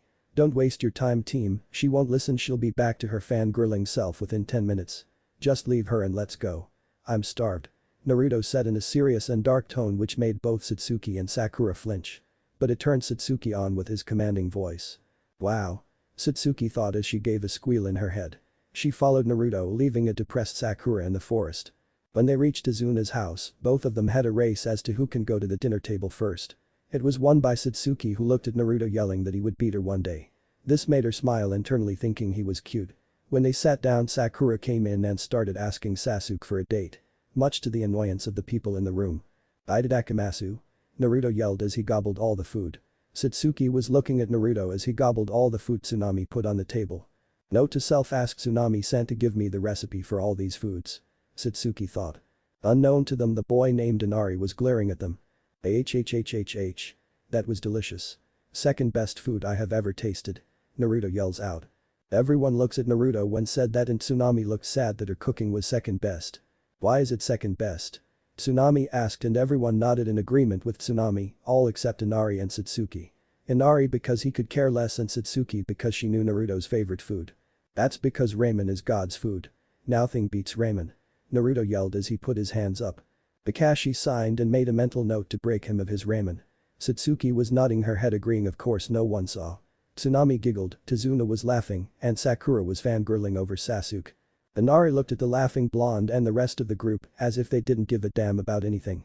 He finally had enough and stood up and shouted. Why do you guys bother to try so hard? No matter how hard you train, you're no match for Gatu's men. No matter what glorious claim you make or how hard you work. When facing the strong, the weak will only end up getting killed. Inari yelled out. Everyone was looking at Inari while Naruto and Satsuki were remembering their past. Well, Naruto was remembering his past while Satsuki was remembering hers and Naruto's. Whatever, kid, I'm not like. Naruto said. I'd hate to be like you. You don't know anything about this country yet, you're running around being so noisy. What do you know about me? I'm different from you. You're always clowning around and acting so cheerful, you don't know how hard life can be. Inari shouted at Naruto. Something in Naruto snapped. I really want to kill the brat. Naruto thought. Damn right. Kyuubi said in agreement. So it's okay for you pose as a star of a tragedy and cry all day. Naruto said darkly with a little of Kyuubi's voice. Inari was shocked. Just keep crying all day, idiot. You sissy. Naruto said darkly. Inari cried even more. Naruto got up and left the table with Satsuki looking at his retreating figure. Naruto. You've said enough. The pink-haired banshee screeched. Satsuki was about to go after Naruto until Kakashi told him to leave him alone, that he needed to cool his head. Satsuki was pissed at Kakashi. He was supposed to act as a sensei and go check if he was okay. TCH, he needs to cool his head. Please, what he needs is a friend, and that's me. Actually, I'm his secret lover. Admirer. Slave. Oh, who cares, I'll figure it out later. Satsuki thought as she got up and went after Naruto, disobeying Kakashi's orders. If you call it that. Time skip. 2 weeks had passed since Team 7 came to Wave. Goodbye. Please take off, Naruto. He pushed Ho's body over the limit, he may not be able to move his body. Kakashi said to Tsunami. Okay. Tsunami said happily. Sakura of course was happy she got to be with Sasuke for the whole day. Cha, now that annoying Naruto is out of the way, we finally have the chance to ask Sasuke out without any distraction. Cha. Inner Sakura screeched. Ta, Sasuke-kun is mine. Eat that inapig. Sakura shouted in her mind. Satsuki on the other hand wanted to stay behind, she wanted to help. She even asked if she could stay back and take care of Naruto. But all she got was, our mission is to guard Tizuna, not Naruto. Naruto is an adult now, he can take of himself. She huffed him annoyance, she wanted to try some techniques she heard from a certain purple-haired jonin said once when she went to the dango stand. And with that they set to the bridge where their boring mission of protecting and watching Tizuna and other old geezers building the bridge. When they got to the bridge they saw all the workers on the ground. Okay, maybe not boring anymore. Satsuki thought. But Naruto. I overslept. Naruto shouted as he went to Tsunami. Hey, where's everyone? Naruto asked Tsunami as he turned his left and right looking for his team. Oh, Naruto, you're already awake. Sensei said you should rest, but Tsunami never got to finish as Naruto ran to his temporary room and took of his pajamas and into his awesome kill me orange jumpsuit. I knew it, they left me behind. I'm off. Naruto shouted. And? Same thing happened with the bandit, seemed too tired to explain. At the bridge. Tizuna and Team 7 minus Naruto arrived at the scene of the slaughter. What happened? Tizuna shouted as he started to panic. Cough spitting out blood, ah monster. The worker Tazuna held in his arms said. Can it be? Kakashi thought. Suddenly mist started. This mist. Kakashi thought. Here they come. Kakashi yelled out. Everyone went into position and defending Tazuna. So he is still alive. Kakashi thought. Kakashi-sensei, this the hidden mist jutsu, right? Sakura yelled. Satsuki on the other hand was shaking. Yo Kakashi, long time no see. I see you're still with the brats. He's shaking again, poor brat. Zabuza said in the mist. Then suddenly 7 Zabuza appeared. I'm shaking from excitement. Satsuki said as Sasuke with a smirk on his face. HMPH, Zabuza thought. Do it Sasuke. Kakashi said with a eye smile. Both Satsuki and Zabuza clones went to kill each other. Satsuki managed to kill all the water clones. You can't fool me. If I can't do something like this then Naruto won't accept me. Satsuki thought. It looks like the brats have grown. Seems like you have a rival, Haku. Zabuza said. It does indeed. Said the ninja with a mist hunter nin mask now known as a Haku. It seems my think was right on the mark. Kakashi said. Huh? Sakura said confused. The masked one, he's obviously working for Zabuza. Kakashi explained. He should take that mask off and face us. Sakura Banshee screamed. I'll fight him. Satsuki said in an emo voice. Huh? Sakura turned to Sasuke. Tricking us with that stupid Act 1, hate bastards like that the most. Satsuki said. And besides, this bastard has the same name as that girl boy that met my Naruto-kun in the forest the day. I'll kill you for trying to steal my Naruto-kun. Satsuki thought. You're so cool. Sakura said in a fangirl way. She is way too hung up on him, Kakashi thought while looking at Sakura. An impressive young man, even though water clones have 1/10 of the strength the original, still very impressive. Haku said. Yes, but we have gained the first advantage. Go. Zabuza ordered Haku. Hi. Haku said as he disappeared and appeared in front of Satsuki. What, he's that fast? Satsuki thought. Satsuki managed to block the masked nin attack. He can keep up with Haku's speed, interesting, Zabuza thought. Sakura, stand in front Tazuna and don't leave his side. We'll let Sasuke handle him. Kakashi said. Yeah. Sakura said. I don't want to kill, but you won't stand down, will you? Haku said. Don't be foolish. Satsuki said with a smirk. I don't care if you don't want to kill me. All that matters is that I want to kill you, bitch, for even looking at my Naruto-kun. Satsuki thought. I see, but you won't be able to keep up with my speed next. Especially since I gained 2 advantages. Haku said. 2 advantages? Satsuki asked confused. Yes, the first being that we are surrounded by water, and the second is that I have occupied one off your arms. You won't be able to block this. Haku said as he got his left doing hand sign. What? With only one hand? Satsuki thought. One hand? I've never seen something like that before. Kakashi thought.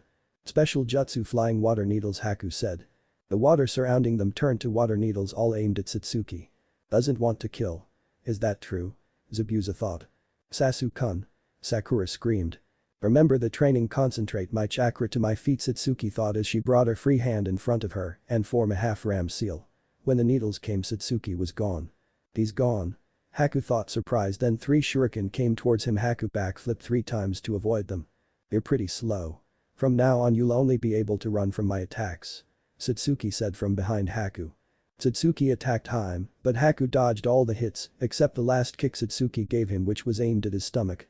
Haku went back to Zabuza to lessen the pain. What? Haku lost in speed. Zabuza thought as he was shocked at what he saw. Looks like I have the advantage in speed. Satsuki said arrogantly. I can't have you underestimating my team by calling them brats. Sasuke is Leaf Village's #1 rook. Sakura is the brightest in the village, Sakura. Cha. And the other one is the show-off, hyperactive, #1 loudest ninja in the village. Kakashi said. Naruto-kun isn't loud and he's not a knucklehead. Besides, he's way better than me. When I get my hands on you, Kakashi, I'll kill you. Satsuki thought as Kakashi felt a shiver. Ha. Zabuza started to laugh. Satsuki. Haku, do you realize that we will be pushed back? Zabuza said to his apprentice. Yeah, we can't have that. Haku said as he made a sign. What's that, chill? Satsuki thought. Special jutsu demonic ice mirrors, Haku said, and the water surrounding Satsuki changed into ice mirrors. What's this jutsu? Kakashi thought as he started to panic. Haku then stepped into the ice mirror and the entire ice mirror had a reflection of Haku. Damn it. Kakashi said as he charged to the mirrors. Hey, your opponent is me. Against that jutsu he's finished. Zabuza said as he blocks Kakashi. Well, shall we begin? Haku said. What are these mirrors? Satsuki said. Now I'll show you my real speed. Haku said. Satsuki was then hit by a barrage of attacks from all direction. Sasuke! Kakashi shouted. Wah! Satsuki screamed. If you get by then I'll kill those two behind you. Zabuza said. Kakashi said. Sasuke-kun. Sakura hollered. AWWW. Sasuke was still being barraged.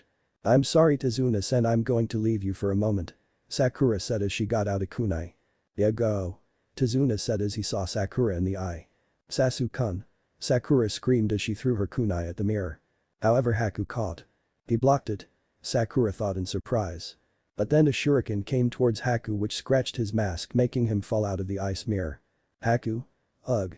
This got the attention of both Zabuza and Kakashi as they looked at the source of the smoke bomb. Do? Sakura asked. Naruto-kun, you came, Satsuki thought as she was lying on the ground bleeding. Hyperactive, number 1 loudest ninja. Haku thought. Uzumaki Naruto. Has Final arrived? Naruto shouted making his grand appearance. To be continued. Story start. Naruto had just made his entrance was getting a major headache from Kyuubi. You dumb idiot, I thought I told you to sneak and not make a dramatic entry. Why oh why did I have to be sealed in a dumb blonde like you? I'd rather be sealed in that bimbo Yamanaka than you right now. Kyuubi yelled in Naruto's head. Alright already, I get that you're pissed, but what's done is done. Naruto said back to Kyuubi. Kyuubi just puffed her cheeks. If you get killed I'll bring you back to life and torture you and eat you. Understand, Kyuubi said. Wouldn't you die as well? Naruto said. Kyuubi glared at Naruto making him shrink in his mindscape. I said understand. Kyuubi said viciously. Naruto nodded. Naruto was about to say something but was brought out of mindscape when he heard his Banshee teammate screech. Naruto, you baka, stop trying to show off. You'll never be like Sasuke-kun. Sakura yelled. Sign, what'd I do to put up with these people? Naruto thought. Your fault. If you had just listened to me we wouldn't have had to go deaf now would we? Kyuubi said still angry. Alright already, I'll listen to you next time, just let me shine in the spotlight for once. Naruto said back to the fox. Whatever. Huff, Kyuubi said. Zabuza threw some shurikens at Naruto. Naruto was ready to block them but the shurikens dropped from being hit by senbon needles. Everyone turned their attention to Haku. Haku, what are you doing? Zabuza asked. Zabuza-sama, these kids let me fight them my way. Haku said. So you don't want me to interfere? Haku, you're too soft, fine, have it your way. Zabuza said. Arigato Zabuza-sama. Haku said. Naruto helped Sasuke out with Zabuza's partner. He has a Kekai Genkai, so watch out. Kakashi said as he blocked Zabuza's strike. Yosh. Let's get this party started, Naruto said as he fist bumped the sky. Naruto-kun looks awesome. Ouch, Sasuke thought as he got hit by another senbon from the ice nin. Damn this bastard. I was just about to imagine Naruto confessing to me. I'm going kill him. Satsuki thought with fire in her eyes. Haku was looking at Naruto and remembering their conversation. Yo, Sasuke team, I came here to save you. Naruto whispered to Satsuki. Everyone face faulted except Kakashi and Zabuza, they face palmed. Haku and Satsuki were surprised. Baka. You're supposed to help Sasuke-kun not get in his way. Sakura Banshee screeched. Satsuki on the other hand was blushing up a storm due to Naruto and her face being so close together. Then Naruto-kun's face is so close. Is he going to kiss me? Satsuki thought and was about kiss Naruto but was interrupted. I see you came, ninja-san. Haku said. Naruto turned his head. Of course. How do you expect a party to start without the main guest? Naruto shouted. Is that a rhetorical question? Haku asked. I don't know. Naruto said. Well, think what a rhetorical question is. Enough, just fight. Zabuza shouted. Haku nodded as he took out his senbon needles ready to attack Satsuki and Naruto. This will be your final battle. Haku said to Satsuki. Hey, yeah right. Kage Bunshin no Jutsu. Naruto shouted as 5 Naruto clones appeared and surrounded him and Satsuki. Do you really think clones will save you? Haku said as he moved through the mirrors, destroying the clones in the process and putting needles in both Naruto and Satsuki. Well, I was sort hoping it would. Naruto said as he turned to Satsuki. Boy team, why didn't you melt the ice with your Kaiten Jutsu? Naruto asked, thinking that the Uchiha was stupid. I did, but the ice is a Kekkei Genkai and can't be melted. Satsuki said, almost disappointed at herself for not being any use to Naruto. I see. Naruto said to himself. Did use the new jutsu I taught you? Kyuubi said. Are you sure? I mean, team said that jutsus aren't going to work. Naruto said. No, this one will. This jutsu can burn through anything. It is a jutsu that is on the same level as Amaterasu, only you don't need a blasted Sharingan to use it. Kyuubi said. Right. But I'll use it later. I want to let this guy's guard down so that when I use it he'll be killed in the process. Naruto said to Kyuubi and Kyuubi nodded in agreement. Sounds good. Kyuubi said. The battle between Haku and Naruto and Satsuki kept going and Satsuki was getting tired from all the jumping and avoiding. She noticed that Naruto wasn't tired at all. She was surprised. He was dodging and using clones left and right and yet he still isn't tired. I used my fireball jutsu like 2 times and I'm tired as hell. Satsuki thought amazed at Naruto's stamina. I wonder how long he lasts in bed with that stamina. Satsuki thought as her mind was drifting off. Naruto on the other hand had chills running down his back. Someone is thinking of doing perverted things to me. Naruto thought. Maybe it's that purple-haired vixen. Kyuubi said. Which one? Naruto asked. The one that controls snakes. I mean when she looks at you I can see her undressing you with her eyes. Kyuubi said. Don't remind me. She almost raped me when we played hide and seek a year ago. Naruto said shivering from the memory. Ah good tea. Kyuubi was interrupted by Haku. Becoming a true shinobi is difficult for me. If possible I wouldn't want to kill you. Nor want you to kill me. But if you come at me I can destroy my heart in an instant and become a true shinobi. This bridge is the place where we fight to connect to our dreams. Haku started his speech. It killed this bastard for interrupting me the 9 tails but sadly she was interrupted again. Me for my dream. And you for yours. Please don't hate me. Haku said. It set me free. I want to. Alas Kyuubi was interrupted again. She could only growl. I want to protect the people that are precious to me. To work for that person. To fight for that person. To make the person's dream come true. That is my dream. For that I can become a shinobi and I can kill you. Haku said as everyone was looking at him except Kyuubi was glaring at him thinking of 100 ways to torture him and kill him. Sasuke beat that bastard. Sakura shouted. Sakura don't egg then on. Kakashi said. What? Why? Sakura asked. Even if they could beat that technique they won't be able to beat the boy. Kakashi said sadly. What do you mean? Sakura asked. They don't have the will to destroy their hearts and kill another person. Haku knows the meaning of true pain of being a shinobi. A real shinobi can't be created from a peaceful village like your village. Because you can't gain the most important thing to become a shinobi. The experience of killing. Zabuza said laughing at the end. Boy no brows shut up. Naruto shouted. Zabuza stopped laughing. Boy Gaki what did you say? Zabuza said mincingly. I said shut up. How would you know I didn't kill anyone in my life? You don't know me. Naruto said. Watch it Gaki or I'll skin you alive.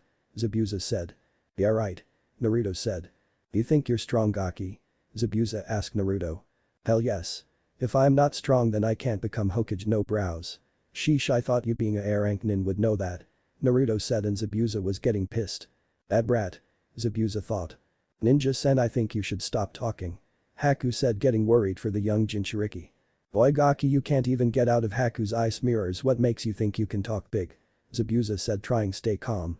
Kakashi at first was going to tell Naruto to stay quiet but when he noticed Zabuza getting angry, he stopped himself.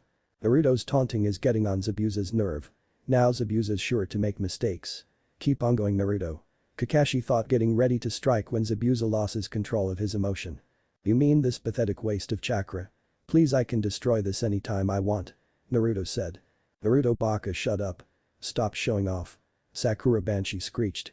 I can't believe I'm agreeing with Sakura but she's right Naruto is pushing it. What is he planning to do? Satsuki thought getting scared for Naruto. Oh looks like you got a big head. Zabuza said. At least I have eyebrows on my big head. Naruto countered. You damn Gaki. Zabuza said charging at Naruto but was stopped when Kakashi blocked it with his kunai and kicked Zabuza in the guts pushing him back. Naruto that's enough. Don't taunt him any further. Kakashi said. How am I taunting when I'm telling the truth? Naruto said with his hands behind his head in a carefree nature. Naruto get serious. Kakashi said. DCH whatever. Naruto said as he faced Haku's direction and was doing a number of hand signs finally landing on the tiger symbol. Let's do this. Dadabeo. Kaiten. Sea of white flames. Naruto shouted. As he connected his index finger and thumb and blowing through the hole. People were shocked at the jutsu Naruto used. Naruto blew out white flames instead of reddish, yellowish, and orange color. Haku was too shocked at the color of the flames that he didn't notice that his ice was melting. When he did it was too late to jump to another.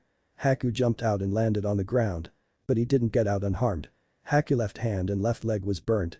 How did he burn the ice? Were the thoughts of all the people present except for one Naruto-kun is so cool.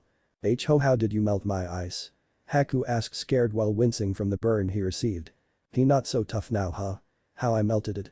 Well, isn't it obvious I used fire? Come on, how can you be a true shinobi if you don't know that ice can melt if the surrounding is heated? Naruto said. That's a kit. Show that bastard more fear. Then burn him alive. Haha, you see that bastard, that's your punishment for interrupting me. The Nine Tails F Kyuubi was interrupted again, but this time not by Haku.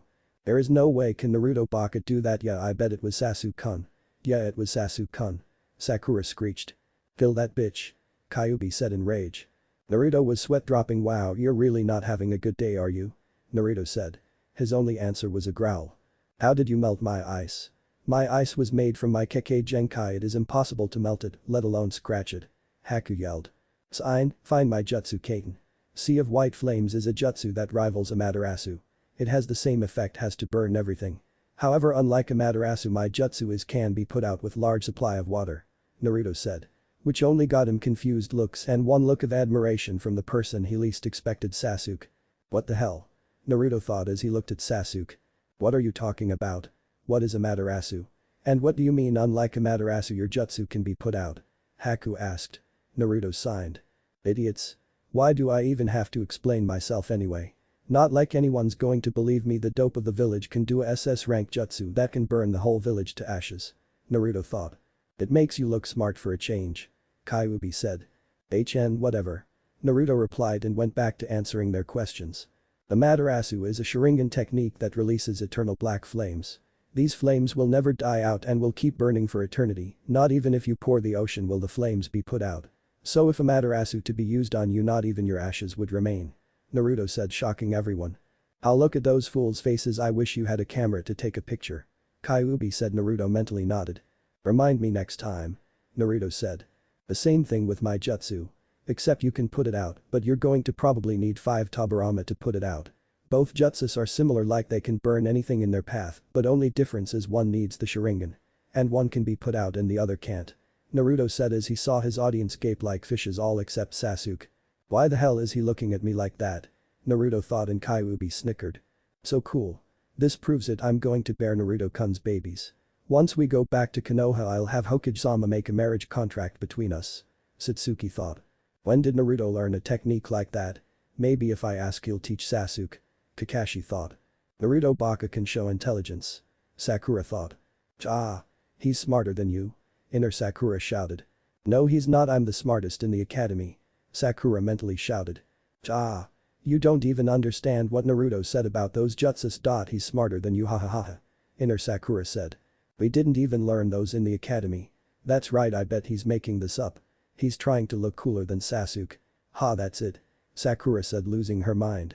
This brat is going to be trouble. I need to kill Kakashi fast and then go after him. I thought the Uchiha brat was going to be an obstacle, but the loudmouth brat is stronger than everyone present. If he uses that jutsu again, Haku's going to die. Zabuza thought as he increased the fog around them. I can't believe this. I failed you, Zabuza-sama. Haku thought, crying behind his mask. Yosh. Let's finish this fight. Naruto said as he ran forward to attack Haku. No. Not yet. Even if he destroyed my ice, I can still be of some use to Zabuza-sama. By killing his teammate. Haku thought as he blocked Naruto's fist and threw him backwards. Haku took out Senbon needles and threw them at Naruto, aiming at his pressure points. Satsuki saw this and went in to cover her love. The needles hit Satsuki and she was coughing up blood. Naruto, who was behind Satsuki, looked at her and was shocked. Oh, oi team, what? But Naruto then looked at Satsuki and saw that she had taken the needles that was aimed at him. Team, why would you? Naruto said. It's because I love you. I wish me and you could have at least gotten married before I died. But I can't even have one of my wishes granted. Satsuki thought. I don't know. Satsuki said, smiling. Satsuki dropped down and Naruto caught her. Naruto, I wanted to find my brother and ask him why he killed the clan. Cough. Naruto, can you do that for me? Satsuki said. Naruto nodded. Is this the first time you see a comrade die in front of you? Haku asked. Shut up. Naruto said. This is the life of a true shinobi. You kill or are killed. Your friend understood that and saved you. Haku said. Shut up. What do you understand? Sasuke was a jackass and he had to stick up his ass, but he was still strong. He still followed his dream, even when he saw his family die in front of him. Naruto said as his hair was covering his eyes. Naruto stared at Haku. I'm going to kill you. Same thing happens and yes he crashes through an ice mirror, mostly because Naruto didn't aim at all the ice he aimed at the one that Haku was in. Skip to Haku dying and Zabuza breaking both his arms. Naruto, where is Sasuke-kun? Sakura shouted to Naruto. Naruto gave a sad look and looked away from Sakura. Sakura saw this and was scared. No. No way Sasuke-kun can't. Sakura started crying as she ran to where Satsuki was laying down. Tazuna followed her so that she didn't get in trouble by her sensei for disobeying his orders. When they reached Sasuke's body, Sakura was crying, took Sasuke's head on her lap. I loved him. I really wanted to help him fulfill his dream and be by his side. But now, Sakura said, crying. Tazuna looked away. This is the life of a shinobi. Tazuna thought, remembering what Haku was talking about. Even though Sakura was crying, she let her perverted mind work. Her hand was touching Sasuke's, and inside her mind she was laughing that she was able to touch his body, but then noticed something. Sakura thought as she stopped crying and looked at Sasuke. Well, I see you can't even perform one simple job, Zabuza. Hahaha, you look pathetic. People call the demon, but all I see is demon wannabe. Gato said as his followers all join in. Gato then looks to Haku's dead body. And this bastard, I still have to pay you back for breaking my arm. Gato said as he kicked Haku's face. Naruto was getting angry at the fat bastard. He then glared at Zabuza. Why aren't you doing anything? Haku protected you, he believed you, and yet you're letting that fat asshole taunt his dead body. He threw away his life for you. Without his own dreams to die as a tool, you bastard, you're worse than scum. You're Naruto shouted, crying, but was interrupted by Kakashi covering his mouth. Enough, Naruto. Kakashi said. But Naruto was interrupted by Zabuza. Did not another word, brat. Zabuza said as he started to cry. You don't need to say another word. Zabuza said. Naruto looked at Zabuza, tears coming down his own face. Did it pain him to have to fight you? Haku not only fought for me, not also for you guys too. He was too kind. You may be right, I am scum. A shinobi is still human. Not an emotionless tool. I've lost. Kid, let me borrow your kunai. Zabuza said. Naruto was surprised but nodded. He took out his kunai and threw it to Zabuza, who caught it with his mouth. Zabuza ran towards Gato ready to kill him. Gato ran back to his mercenaries. That's enough, kill them. Gato said. You got it. One badly injured ninja can't do anything against us. One of Gato's followers said. But then noticed the shadow that formed behind Zabuza. A demon. The one that talked, thought. Zabuza cut through the crowd getting stabbed and cuts, but he finally got to where Gato was. If you want to join your friend then go yourself. Gato said, scared. I may not be able to go to where Haku is, but I'm going to take you with to hell. Don't worry, I'll give you a tour. Even the demon of the mist can become a real devil in hell. This will be fun. Zabuza shouted as he cut off Gato's head. This is goodbye, Haku. Thank you for everything. Zabuza thought. Naruto saw this and was looking away. Don't look away. This is the end of a man who lived a difficult life. Kakashi said. Naruto nodded. Yeah. Naruto said sadly. A screech from their back made them turn their attention. What the hell is wrong now? Kakashi groaned as he looked at his pink-haired student who wasn't even in danger. Sasuke-kun eyes and she fainted. Tazuna was gaping like a fish. What's going on? Kakashi shouted and Tazuna just pointed down on Sasuke's body. Sasuke groaned and stood up. Which made both Naruto and Kakashi pop their eyes out. Shut up, I'm trying to dream about my wedding with Naruto-kun. Satsuki shouted. Then looked around and saw her teammates that were awake and Tazuna stare at her. When she noticed Naruto stare at her, she blushed. What are you staring at? She said timidly. Naruto and Kakashi just looked at her and pointed. Satsuki looked at where they were pointing and saw that her t-shirt was pulled up and she was showing her breast. She covered them and screamed while squatted down. Hi! Satsuki screamed. Naruto-kun saw me XD and Kakashi-sensei and Tazuna-san TTTT, Satsuki thought with tears coming down. Both Naruto and Kakashi were broken out of their trance when they heard Gato's men talk. Oh, you bastard, killed it out meal ticket. Now how are we supposed to eat? One of the men said. Hey, even if Gato died we can still take whatever we want from the village. And these ninjas are already exhausted, we easily kill them. Another shout which was followed by loud cheers from the group and charged at them. Naruto turned towards Kakashi. Hey sensei, don't you have any jutsus to help us in this situation? Naruto asked. I can't after the Chidori, summoning jutsu, and Sharingan I ran out chakra. Kakashi said. Then an arrow came shooting down between the two groups. The charging group stopped and looked who shot the arrow. They were surprised at who it was. If you come any further to our island the citizens of this country will come at you with everything we've got. The citizen of Wave shouted. In the front of the group was Inari. Inari you? Tazuna said, ready to cry. Inari? Naruto shouted. The hero comes at the last second, right? Inari said with a big smile on his face. Of course. Now let me help as well. Kage Bunshin no Jutsu. Naruto said as 5 Narutos appeared. Aigato's men was scared. I can always use that, it might fool them. Kakashi thought as he put his fingers in a cross. Kage Bunshin no Jutsu. Kakashi version. Kakashi said as a large amount of Kakashi appeared. Aigato's followers said. Now you want some of this? Kakashi said. No, we don't, one of Gato's followers said. Let's get out of here. Another said as all of Gato's men left running and screaming. Both Naruto's and Kakashi's clones dispelled, leaving a large amount of smoke giving of. Kakashi walked over to Zabuza. It looks like it's over, Kakashi. Zabuza said. Yes. Kakashi answered. Kakashi, I have a request, Zabuza said. What is it? Kakashi said. I want to see his face. Zabuza said. Sure. Kakashi replied as he put his Hiei to cover his Sharingan eye. Kakashi picked up Zabuza's body and went over to Haku. Then it suddenly started to snow. It's snowing. Naruto said, surprised. Snow at this time of the year? One of the villagers said. Haku, are you crying? Zabuza thought. Kakashi put Zabuza beside Haku. Thanks, Kakashi. Zabuza said. You have always been by my side, Haku. So this time I'd like to be beside yours. Zabuza thought as he tried to put his hand on Haku. If I could, I would like to go to the same place as you, Haku. Zabuza said, and it started to snow more. He was born in a snowy village. Naruto said as he started to cry. I see he was a boy as pure as snow. Kakashi said. You will be able to go, Zabuza, together. Kakashi thought. Back at Tazuna's house. So now on to business, how long are you going to stay in that henge team? Naruto said, pissed that the arrogant Uchiha was using his jutsu. Satsuki mumbled. I didn't catch that. Naruto said as he and Kakashi both got close to Satsuki. I was born a girl. This isn't a henge. Sasuke was a henge. Satsuki yelled. Both Naruto's and Kakashi's world shattered.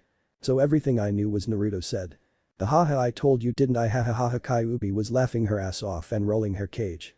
You knew about this? Naruto yelled, which scared Satsuki and made everyone in the room stare at him. Boy Gaki, keep it down. Kyuubi said, still laughing. Naruto-kun, are you okay? Satsuki asked, worried. Naruto looked at her. Yeah, just talking to myself. Naruto laughed nervously. But then he noticed what Satsuki said. Naruto-kun? Naruto thought. Sasuke, did you just use kun in my name? Naruto asked. Satsuki nodded. It's Satsuki, Naruto-kun. Satsuki said, scared and sad. Why yeah? Naruto said, stuttering. What is wrong with her? She's acting like Hinata except she's not fainting. Naruto thought. That's because she likes you, Kyuubi said. No. That's wrong. We're both guys but Naruto was interrupted. Hey blonde, take a good look. Does that look like a boy? No. She has breast and big one for her age. And if you ask politely she might let you see her nether region. Kyuubi said, still laughing.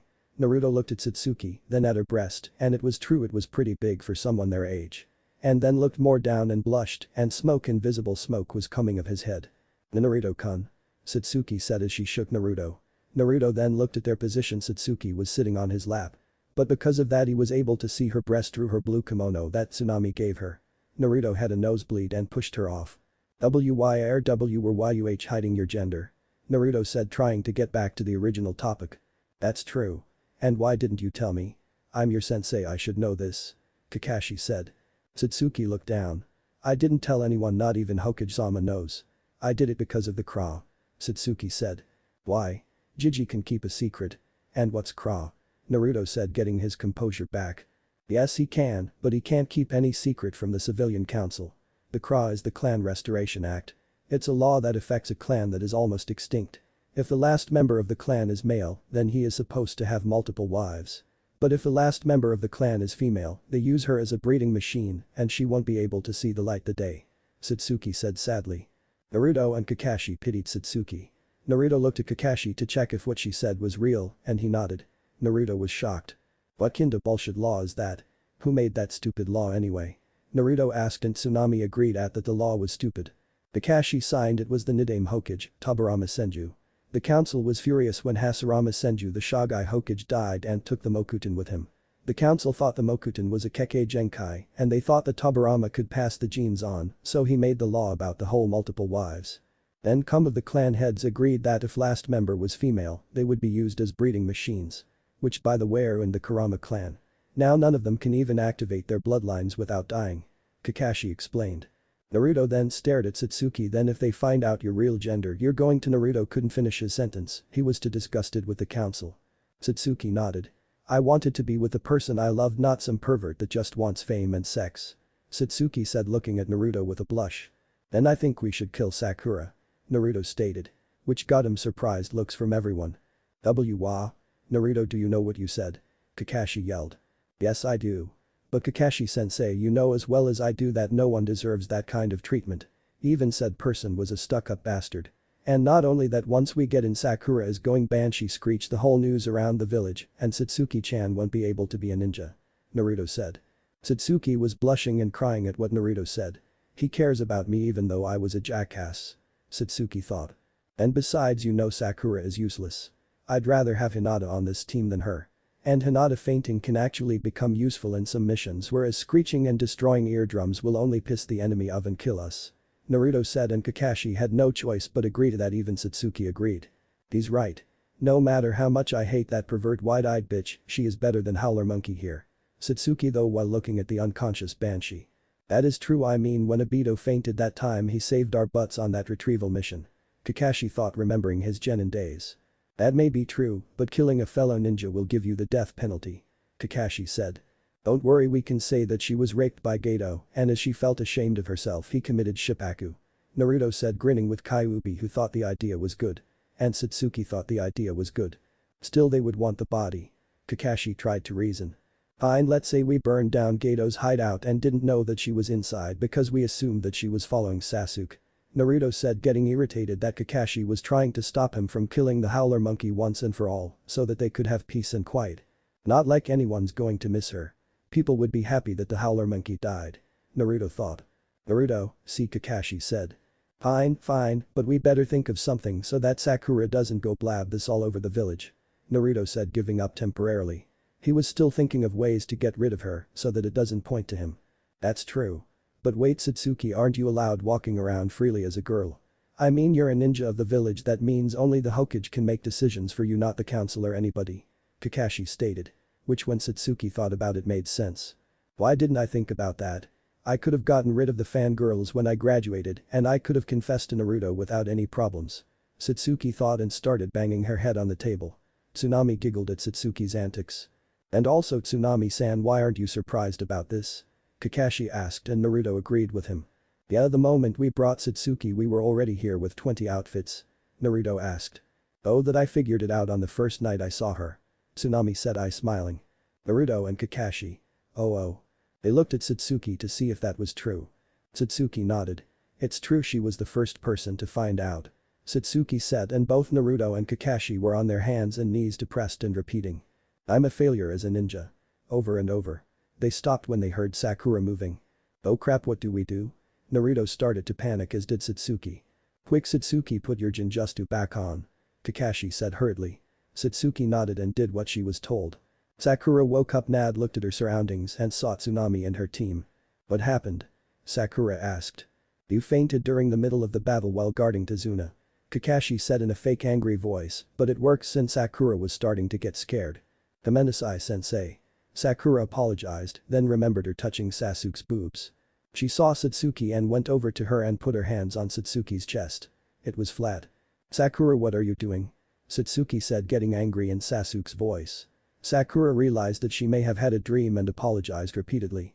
Satsuki was angry that Sakura touched her breast 2 times. I wish Naruto-kun would touch my breasts. Satsuki thought disappointedly. Kakashi filled in on Sakura what happened after she fainted. And Satsuki, Kakashi and Naruto were having private conversations as to what to do when they got home. They agreed that the Hokage needed to know this and see if he could do anything to help. Although Naruto wanted to be far away from Satsuki or Nei girls, he became friends with Satsuki for real this time. While the three were helping Tazuna with the bridge, Kakashi told Sakura to train in the forest because she did nothing the whole time they were fighting. Sakura had to be dragged to the forest by Kakashi because she didn't want to be separated by her Sasuke-kun. While Sakura was out training, Tsunami was paying dress up with Satsuki. Occasionally Naruto joined in with his sexy no jutsu. Which by the way gave Satsuki new ideas. Some ideas included Naruto, Satsuki and Naruko in a threesome, or Naruto, Satsuki and Clone hinged as Mikoto Uchiha, Satsuki's mother, in a threesome. She even made a mental note to ask Naruto to do a transformation like that for her so that they could have lesbian sex. I don't know how to lessen the perversion of that line, sorry. TTTT. It was the day the bridge was finished and Team 7 was leaving. The whole village came and was saying their farewells to Team 7. Inari was in the front trying hard not to cry. Yo Inari, it's alright to cry as long as you're happy. Naruto said.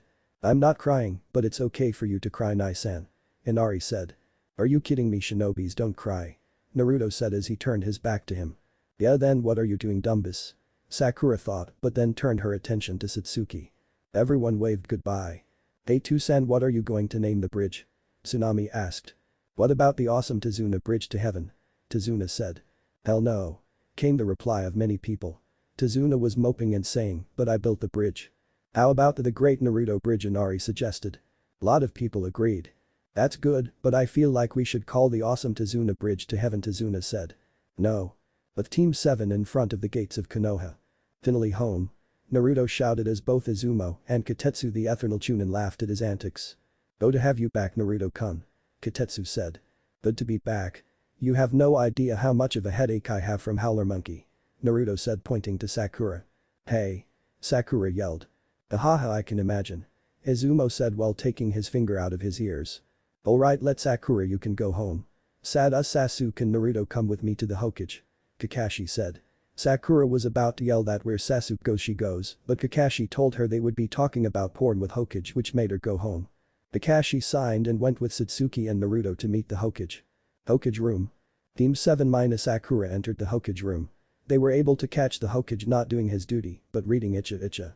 The Hokage put the book away and smiled at the team. Where's Sakura? The Hokage asked. She's dead. Naruto stated. Naruto. Kakashi said. Hey, if you let me finish I would have said in my mind. Naruto said. Kakashi signed. The Hokage chuckled at the scene. This is just like me, Anto and Kakashi when Kakashi said Obito died. Hiruzen though to the time where he had little paperwork. Anyway, how was the mission? Hiruzen asked. Awesome. Naruto said, fist bumping the sky. Hiruzen gave a chuckle. Naruto. Kakashi signed and said. Hokage-sama, we have something to tell you. To be continued. Story start. The Hokage looked at Team 7 minus Sakura with a confused expression. What is it? The old Hokage asked. Satsuki, you can put it down, Kakashi said while looking at her. Satsuki nodded and put the illusion down. Sarutobi Hiruzen was frozen with shock at what he was seeing. He had seen many things over the years, from Jiraiya getting beat up by women for peeking in the women hot spring to Kushina and Makoto beating up Jiraiya, which was not a pretty sight. Hell, he even saw Uchiha's laugh excluding Obito. He was never normal. But never had he ever seen an Uchiha deciding to use his surrogate grandson's perverted jutsu. Sad to say, the god of shinobi fainted. Hokage-sama. Jiji. It took the Hokage 30 minutes to wake up. Sasuke, please put the henge down so we can talk. Hiruzen said. Jiji, that's not a henge. That's Sasuke's real gender, or Satsuki. Naruto said. What do you mean, Naruto-kun? Hiruzen asked. What he means is that Sasuke was just a henge and that Sasuke was actually a girl named Satsuki. Kakashi said. That's impossible. All medical records state that Sasuke is a boy. Hiruzen yelled. I never actually went to hospital for medical checkups. I used one of my deceased cousins, records changed the name and dates of birth and date of updates. The nurses really didn't care because they were distracted with the whole Uchiha topic and gave me pity. Satsuki said. I have people to fire. Hiruzen thought. Okay, that tells me how you got past medical records. What about the Jinjutsu? How do you get past the Hyuga Byakugan? Hiruzen said. What do you mean? Hyugas never used their Byakugan on me. Each time they looked at me they gave me a scowl and looked away. Satsuki said, rolling her eyes. Hyugas have really gotten arrogant. Hiruzen, Kakashi and Naruto thought. Alright, so what do you want me to do? And if you kept it a secret for this long, why tell me? You know I would have to tell this to the council. Hiruzen said. Well, Hokage-sama, we were hoping you wouldn't tell the council, and also if there were some way she could be herself. Kakashi said. Yeah, I don't want to keep acting like I have a stick up my ass. And I want all the fangirls to leave me alone. Satsuki said. I could, but then there will be a large panic and that would cause a riot in Konoha. And I don't think anyone wants that. Hiruzen said. Satsuki was depressed. Is there anything you can do? Satsuki asked, depressed.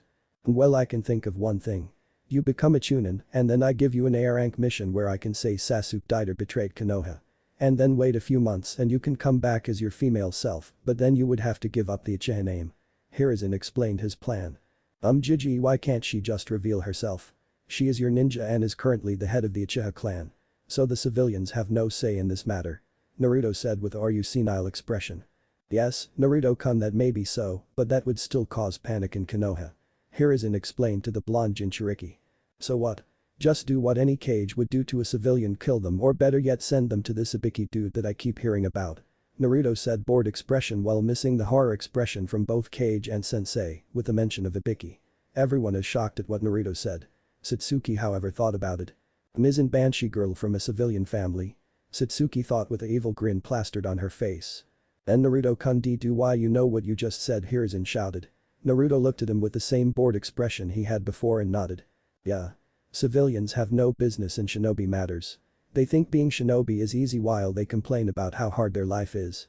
Besides, they should have all died for gossiping about an S-rank secret, Naruto said with a passive expression. Kakashi agreed with Naruto. But then stopped and realized something. When did Naruto become so dark? In the academy he was an idiot. Now he's acting like Kushina-sama when she saw Sensei with Icha. Kakashi thought. Naruto, as much as I agree with you, I don't want Konoha to be another Kurigakure. But how about this? After Satsuki-chan becomes Chunin she can reveal herself. Hiruzen said. Fine, you just have to take the fun out of everything, don't you, Gigi? Naruto said. Hiruzen signed. Anyway, for the time being, Satsuki-chan, you will have to keep your disguise on longer. Hiruzen said. Satsuki nodded sadly. Yes, Hokage-sama. Satsuki said with her head down. However, I will upgrade your Jinjutsu so that not even the Byakugan can see it. Hiruzen said. Satsuki was grateful. Naruto, Kakashi, I would like you two to go home and rest. Kakashi, I want a written report on the mission, but cut out the part about Satsuki and you know what chakra. Do I make myself clear? Hiruzen said in a Hokage manner. Hi Hokage-sama. Kakashi saluted and disappeared in a shunshin. Naruto left through the window. Hiruzen looked at Satsuki. Well then, shall we get you a new Jinjutsu? Hiruzen said and Satsuki gave a smile. Uchiha compound 4 hours later, nighttime. Satsuki came home after finally getting her new Jinjutsu. The Jinjutsu was better than before cause the Byakugan won't be able to detect it.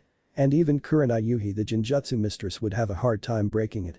She was happy, but she forgot to mention about arranging a marriage contract between her and Naruto. She was depressed about that. She undid the Jinjutsu, returning to her original gender. She flopped on her bed while giving out a heavy sigh. I wonder what Naruto-kun is doing. I bet he's thinking of different ways to kill Sakura. Satsuki giggled. In a busted-up apartment. Achoo. Naruto sneezed. He wiped the snot off and looked out his window. Someone figured out my plans to kill the Banshee. Damn, I hope they don't report me. Naruto said out loud. That's why you should have killed her during your mission in Wave. Kyuubi said. Is it because she cut you off while you were talking? Naruto asked the vixen. Of course. Who does that bitch think she is to interfere when I, the Kyuubi no Kitsune, was talking? Kyuubi yelled. Sheesh, stop with the shouting, it's giving me a headache. Besides, I can't kill her. All the blame would go to me. Her mother is my #1 hater. Naruto said. Screw those whore bitches. Kyuubi said. I'd rather not. Banshee screeches might be contagious. Naruto said and Kyuubi agreed while laughing. Back with Satsuki. Why couldn't we kill Sakura?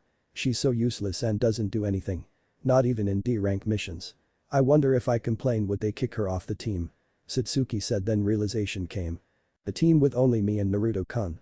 Satsuki thought. She jumped up from her bed. First thing tomorrow I'm going to complain to Hokage-sama. Satsuki shouted. Satsuki took out a piece of paper and started writing a list of things that Sakura never did or failed to do and an essay as to why she should be kicked off the team. Satsuki had just finished writing 20 pages of her self-assigned assignment. She then looked at the clock. It was 11:30 p.m. Whoa, it's this late, gotta rest for tomorrow's training. Satsuki said as she got to her drawer and took out her orange panties and bra with red swirl on the center each. She got her bathrobe and towel and went to take a shower. When she got in she hung all her clothes. She started the water and turned the water to warm. While she was showering her thoughts went to the blonde Jinchuriki and dropping the soap that was in her hand. Lemon, really sucks. Satsuki was taking a shower and was too much in thought to notice that someone had opened the door to get in the shower. The person that entered took off his clothes and went behind Satsuki so that she wouldn't notice him. He used his right hand and covered Satsuki's mouth so that she wouldn't scream or bite her tongue off. Satsuki panicked until she heard the voice of the intruder. I still can't believe that you hid your gender from for so long, Satsuki-chan. The person said. Naruto. Satsuki saw the intruder. Momomomo. Satsuki could only say it due to her mouth being covered.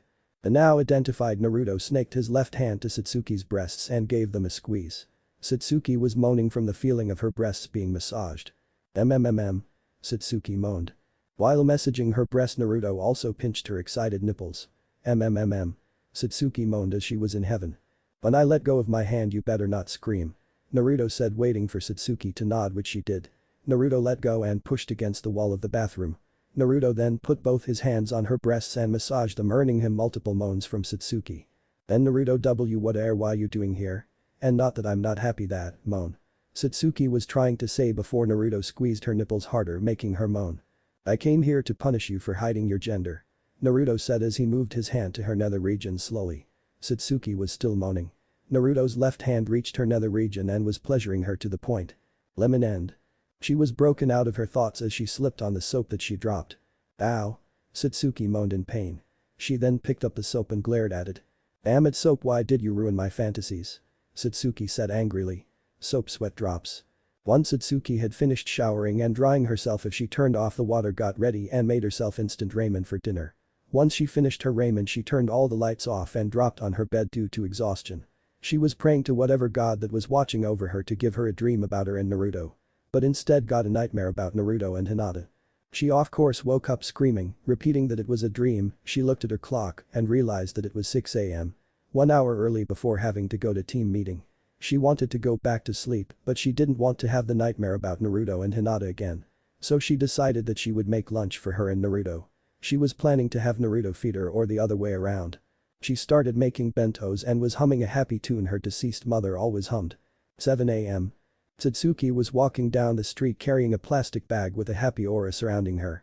All the villagers looked at her male form and had only one thought. He got laid. Satsuki was ignored all the stares that she was receiving. Because all she cared about was giving Naruto the bento she made. She wanted to go to the training ground and meet Naruto, knowing that he would come early. And as she went into the training ground, her previous statement was correct. Naruto was there and was already doing some training. She saw 10 Narutos doing tree climbing exercise and approximately 35 Narutos fighting one Naruto. What she saw next amazed her. Naruto had moved really fast, so fast that she couldn't keep up with him without turning on her Sharingan, which activated unconsciously. In a matter 10 seconds 35 clones went up in smokes. Satsuki was in awe at his speed.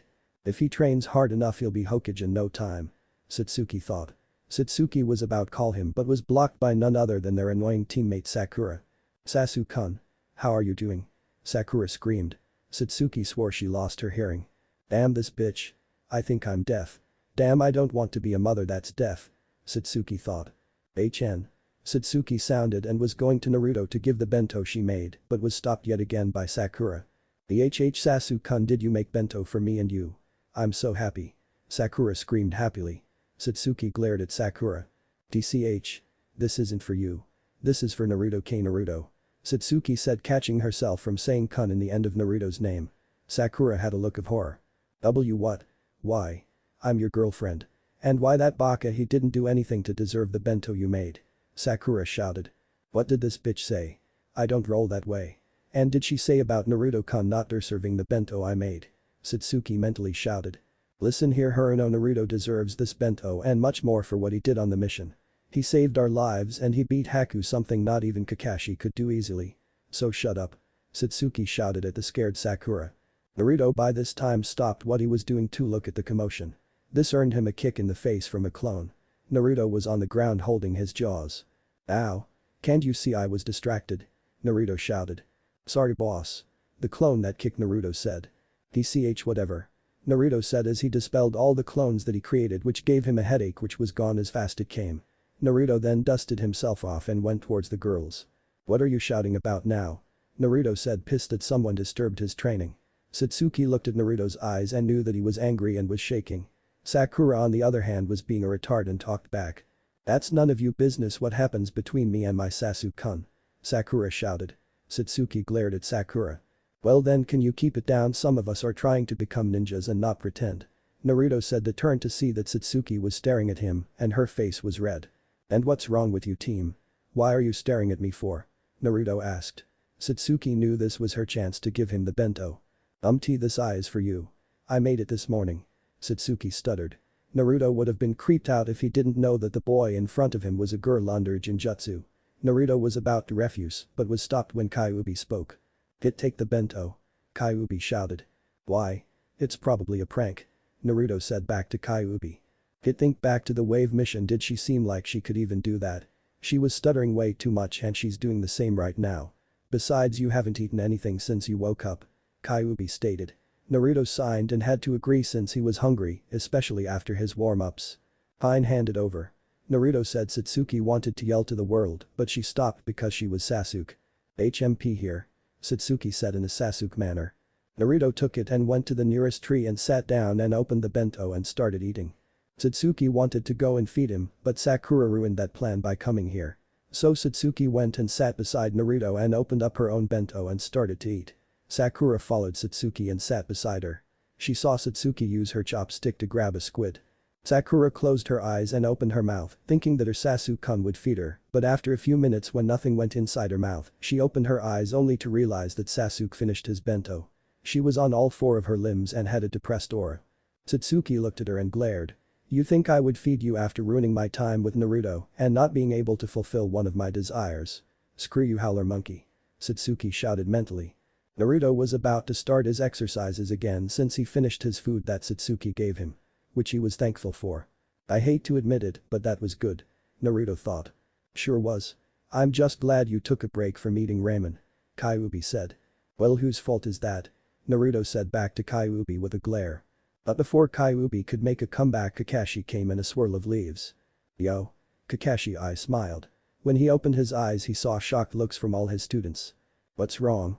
Kakashi asked. Why, you're on time. Naruto shouted.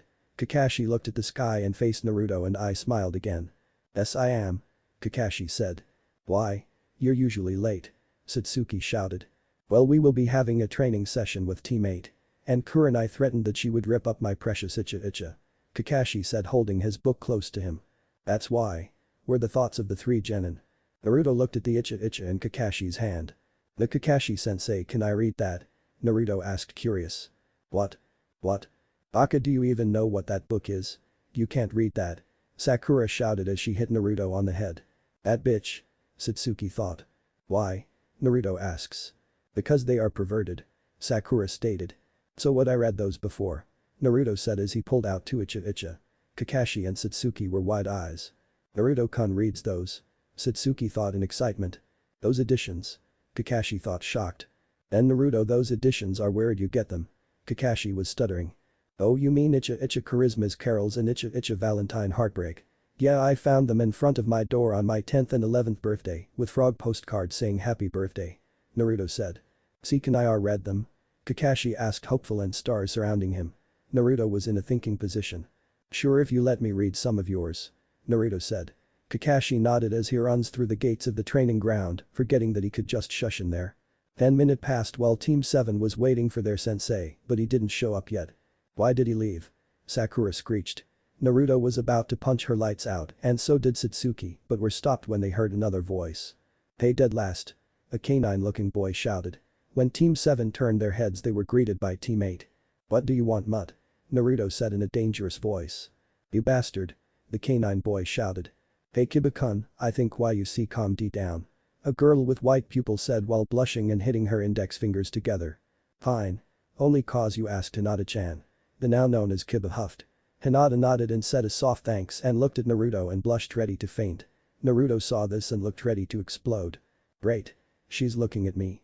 What's the point of even looking at me if she's going to faint when I say one letter? Naruto thought. Let's not forget having a nosebleed when she steals your underwear. Kyuubi said. Yeah, that too.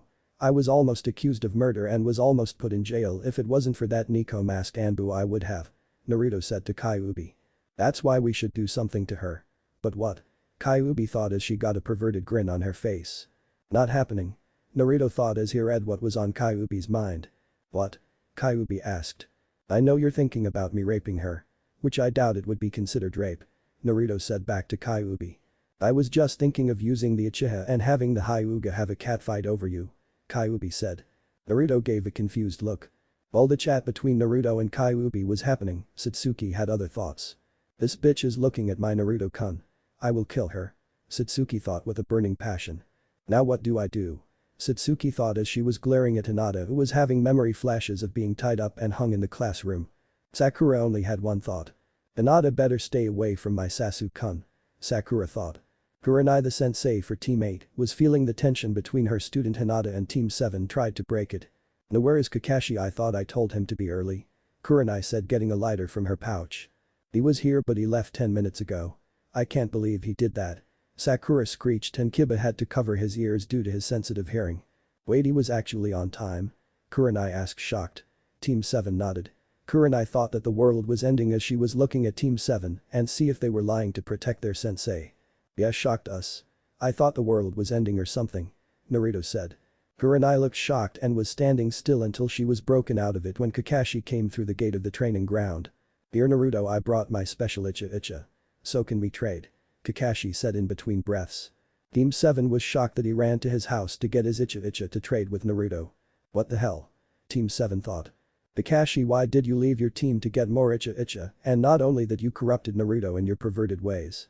Kurenai yelled. But Naruto went to Kakashi and looked at the books. "I'll take the icha hot spring break and icha kunoichi secrets," Naruto said as he took the books he wanted and gave the ones that Kakashi wanted, which shocked everyone in Team 8. "Naruto reads those," were Kurenai and Kiba's thoughts. Then Naruto-kun, Hinata thought as she blushes a deep red. "Buzz Naruto, Buzz has Buzz joined Buzz. The club." Shino thought as he grinned, which could not be seen due to his coat. "Yes. I have 2 rare icha books," Kakashi shouted as he started reading Christmas carols. Everyone's sweat dropped. "Alright, enough goofing around, let's start training. I already wasted 50 minutes of training," Naruto said after he put his newly acquired books away in his pouch. Everyone nodded. "Alright, first we will do some jogging around the training ground and later after a short break, we will do some light sparring," Kakashi said, his eyes not leaving his new book. Everyone nodded as they started their jog. Naruto being ahead of everyone while Satsuki following behind Naruto. Kiba desperately trying to catch up. Followed by Shino and Hinata and lastly Sakura far behind everyone. After 2 hours everyone was breathing heavily except Naruto. "What's wrong with him?" Naruto thought. "Not everyone has godlike stamina like you, kid," Kyuubi said. Naruto nodded his head at that. After 10 minutes of break they were lined up. Naruto was between Satsuki and Hinata, who was about faint. "Alright, so your sparring partners are going to be," but Kurenai was interrupted by Kiba. "Sensei. I want to fight Dope," Kiba shouted. "Not interested. I'd rather fight Shino," Naruto said, wanting to test himself fighting someone who can suck his chakra. Shino looked at Naruto and was honored. He wanted to fight someone who practically had unlimited stamina. And someone who had a large chakra pool. "What, you scared to face me?" Kiba taunted. Naruto signed as he took a kunai from his pouch in a speed that rivaled a jounin and pointed the kunai at Kiba's throat. "I'd rather fight someone who is calm and cool rather than a loud idiot like you," Naruto said in a dark voice which sent shivers down Kiba's spine. Satsuki had hearts in her eyes. Which freaked out Kurenai. "Alright, the partners will be like this. Naruto vs Shino, Sasuke vs Kiba, and Sakura vs Hinata," Kurenai said. "I want fight Hinata," Satsuki said. "What?" Kurenai said. "I want to fight Hinata and not Dog Boy here," Satsuki said in a Sasuke manner. "Why?" Kurenai asked as Hinata suddenly felt more fear than she should have and more memory flashes of the time she was tied in the Ninja Academy class. "It's an Uchiha and Hyuga thing. Every time an Uchiha has a chance to fight a Hyuga they take it. And vice versa with the Hyugas. You could say it's a clan tradition for the members to go to adulthood," Satsuki said, lying. "I just want to beat her up for looking at my Naruto-kun," Satsuki thought. Well, it's kinda true, when the Uchihas were still alive, both the Uchiha and Hyuga did battle a lot. Kakashi said, remembering the bad old days when he was chased by the Uchiha police forces and Hyuga guard forces. And them making a game about who can get the book out of his hands. "Oh okay, it will be Naruto vs Shino, Sakura vs Kiba, and Sasuke vs Hinata," Kurenai said. "First will be Naruto and Shino," Kurenai said. Naruto and Shino were both in a fighting stance. "I'm not going to hold back Shino," Naruto said, smirking. "I wouldn't have it any other way," Shino said emotionlessly, but if you concentrated you could hear the excitement in his voice. "Hajime," Kurenai shouted. Naruto moved in front of Shino and punched him, but instead punched a bunch of bugs. "Damn bug clone," Naruto thought as he started feeling some of his chakra being drained. Naruto then flared his chakra with a little bit of Kyuubi's chakra, killing all the bugs that were attached on him. Shino appeared far behind Naruto and released more bugs. Naruto switched places with a log that was beside Shino. Naruto took that chance and low-kicked Shino, making him fall backwards. Naruto then used his elbow and hit Shino in the chest. Lucky for Shino, he was able to gather a swarm of bugs at the targeted area and able to lessen the blow. Shino got up and created a barrier of bugs. Naruto knew that the moment he entered his chakra would be drained, so Naruto covered himself with chakra with a tiny bit of Kyuubi's chakra and jumped through the barrier. The bugs that were in his way died and Naruto then placed his left fist in front of Shino's head and right fist in Shino's chest. He used chakra to cover them and pressed them on Shino's body, making Shino fly back and hit a tree. The audience were shocked except Kakashi and Satsuki. Kakashi was too busy reading. And Satsuki was mentally cheering. "That's my Naruto-kun," Satsuki thought. How did the dead last beat Shino, who was second to Sasuke? Were Kurenai, Kiba and Sakura's thoughts.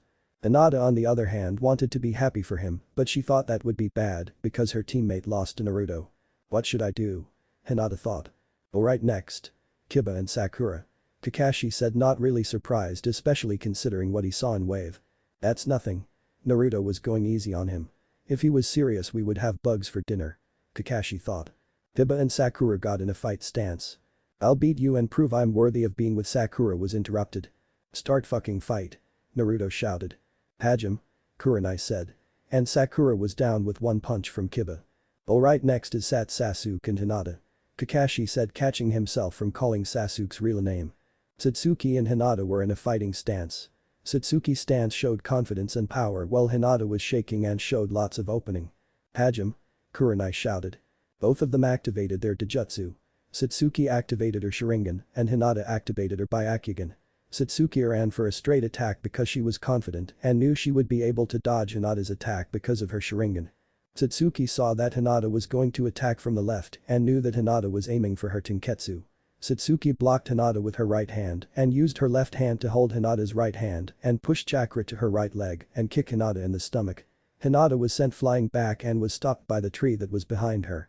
Satsuki was about to go after her but was stopped by Kurenai, saying that she was the winner. Satsuki huffed and went to stand beside Naruto. Alright, Team 7, that was good. Well, except Sakura, you could have done better. Kakashi said. Teammate, you are going to need more practice.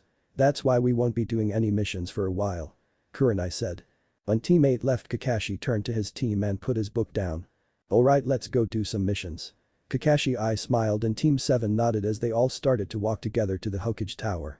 On the way, Satsuki noticed that the people around them were glaring at Naruto. While Naruto was sending some kai to them and making them tremble. When they arrived at the Hokage's office, they were greeted by the old Hokage and a man with glasses who was wearing a light blue robe with dark blue sleeves. And a dragon design on the front of the robes and the ends of the sleeves. Team 7, what are you doing here? The aged Hokage asked. Team 7 requesting for a mission. Kakashi said. Oh, I don't have any D ranks, but how would you like to take a C rank? I know you just got back from your previous mission just yesterday, but this Hokage was interrupted. We'll take it. Naruto said. Naruto, you don't even, Sakura began to say, but Satsuki interrupted her. I agree with Naruto. Satsuki said. Sakura agreed right after Satsuki agreed. Kakashi signed. What is the mission, Hokage-sama? The mission is to help find Kaoru Izora. The man said. Oh, Izora? Sakura shouted and Team 7 looked at her. What's wrong with you, Howler Monkey? Naruto asked. Baka, you don't know the Izora family. They are one of the 10 richest families in the elemental nations. They could probably buy Konoha if it wasn't for Hokage-sama threatening them that it was his village. Sakura said. Oh, so a civilian family that has its head under their asses. I see. Naruto said. Baka, show some respect. Sakura said, hitting Naruto on the head. The man chuckled. It's okay. I know that the Izora family isn't well liked, especially after what we have done in the past years. The man said. Who are you? Satsuki asked. I am your client and the personal butler of Kaoru Izora. Toru Nakashi. The butler bowed. You're a useless butler, aren't you? Losing your master. Naruto said as he puts his head behind his back. Toru steps back at the insult and goes down on all four in the corner, depressed. It's not my fault Izora-sama doesn't want to get married to Shizuka-sama. Toru said in the corner. He ran away because he didn't want to get married. Naruto deadpanned. Toru nodded. He usually does this. Runs away from home and disappears for a week or less, but never for 11 days. And the wedding is in 2 weeks. Toru shouted, depressed. That is why you will need to escort Toru-san and help him find the heir to the Izora family before the wedding. Sandame said. Where was he last seen? Kakashi asked. He disappeared when we stopped to get some fresh water. When all the servants came back, the guards that were guarding him were knocked out.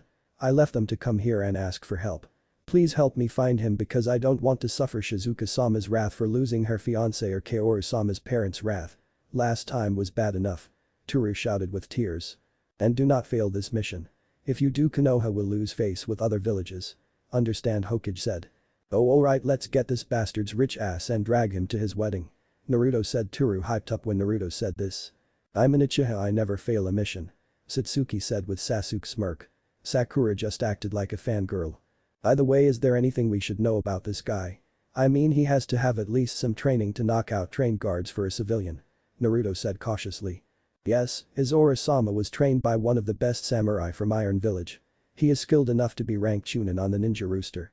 Toru said. Okay, let's go. Naruto shouted as he fist bumped the air. And Satsuki copying what he did. To be continued. Story start. This can't be happening to me. Not again. Naruto yelled out, startling everything around him. Naruto-san, are you okay? Said a beautiful girl with long black hair, bangs in the front of her head. She had a beautiful face. And also had large breast cup size unknown for now because Naruto hasn't looked for more than a second. But he knew they were big, type in Izora Koro on Google. Oh, and another thing, the girl was none other than the so-called prince of Izora family, was wet. You could see right through her boyish clothing. Naruto was blushing. Why yeah. Anyway, get out of those clothes before you catch a cold. Naruto said, looking away. The girl seemed to notice why Naruto was looking away, so she covered herself. I would, but I don't have any other clothing with me. I only have food. The girl said. Here. Naruto said, giving his orange jumpsuit jacket, leaving him in only his jumpsuit pants and a black t-shirt. The girl was surprised by the generous act of the ninja and nodded and took the jumpsuit and went behind the trees to change. When she was gone, Naruto was panicking. How is this happening? This was supposed to be a normal mission. Naruto was raging inside. Naruto then looked in the direction the girl went. How did she hide those breasts of hers? Naruto thought. Didn't that idiot of a butler say that she had training? Maybe she had some genjutsu training as well.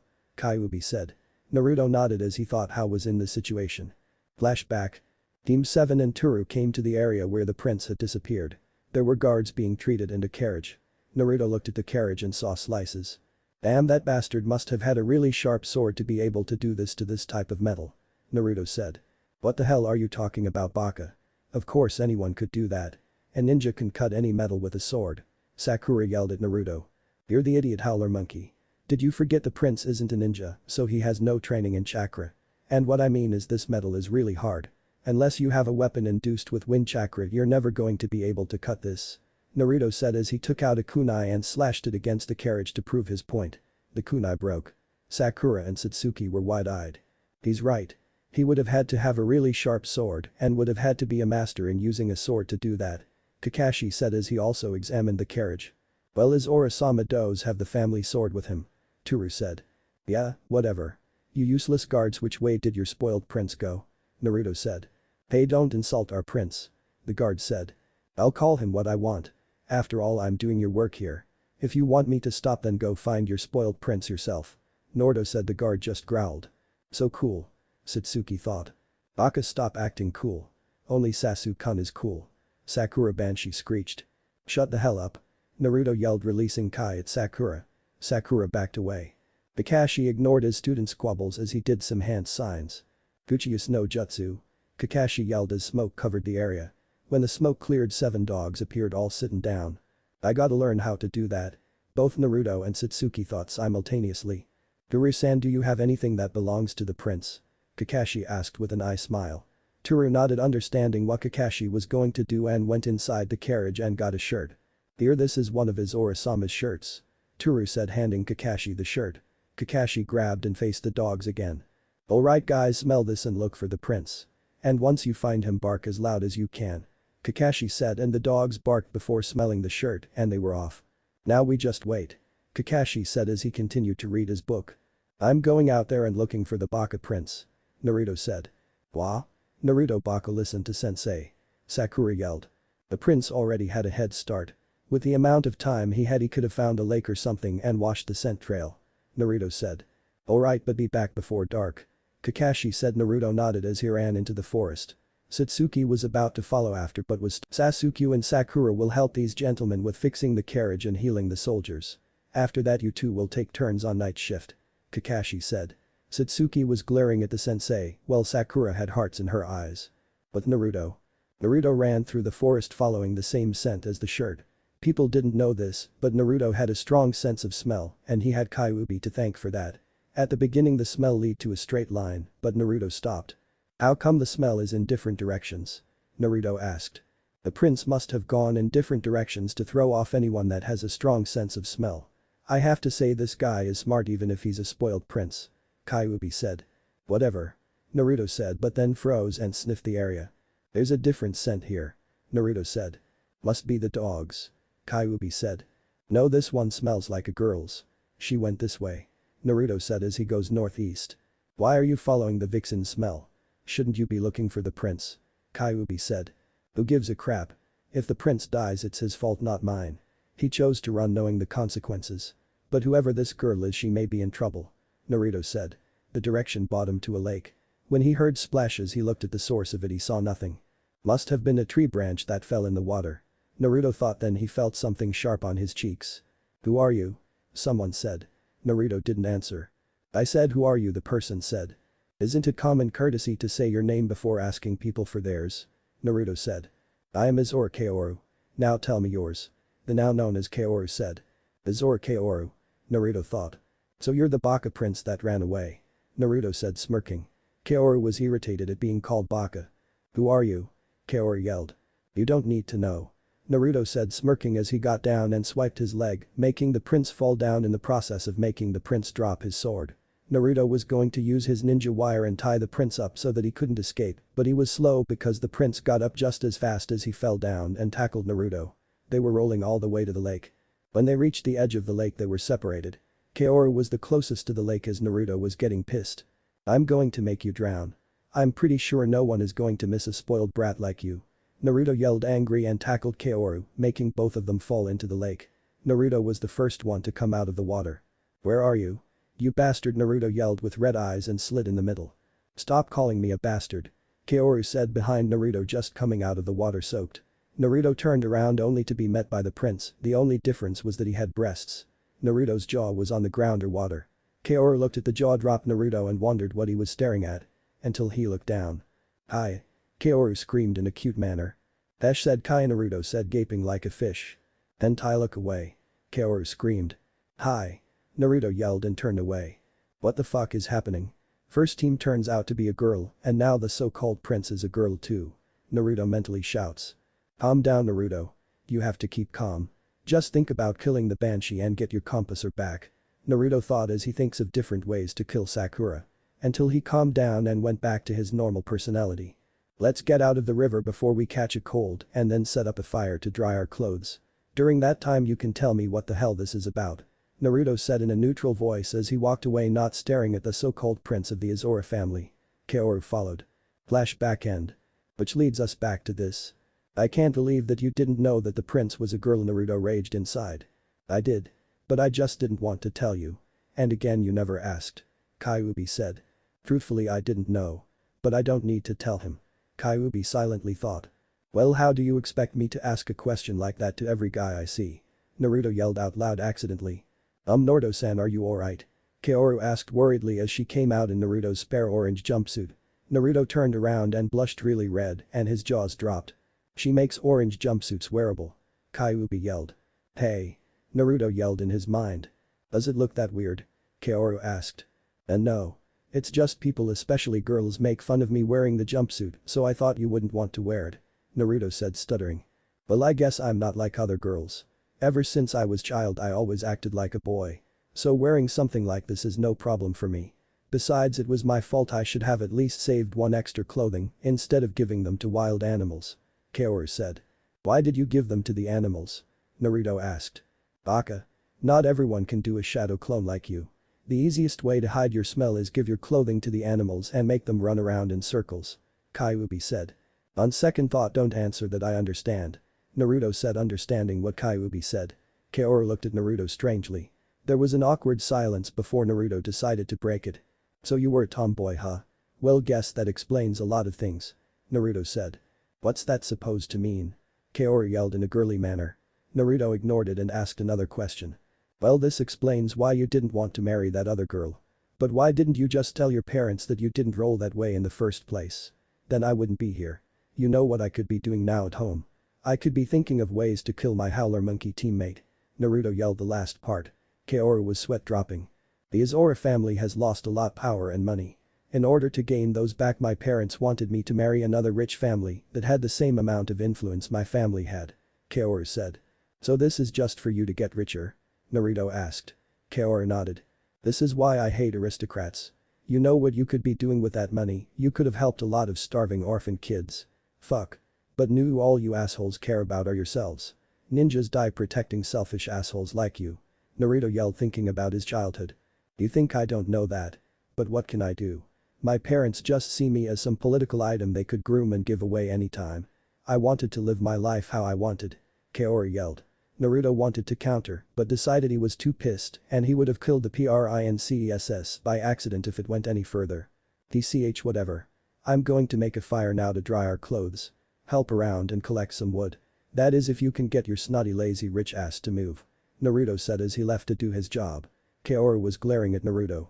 This guy is a bastard. Kaoru thought as she left to look for wood. After a few minutes. There, the fire is done. Go put your clothes on top of the fire to dry. Naruto said.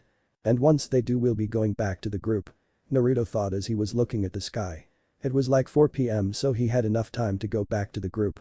Naruto was lying down on the ground with his eyes closed. Kaoru looked at Naruto with a hateful look. This guy must be the one that Toru hired to get me. I won't go back.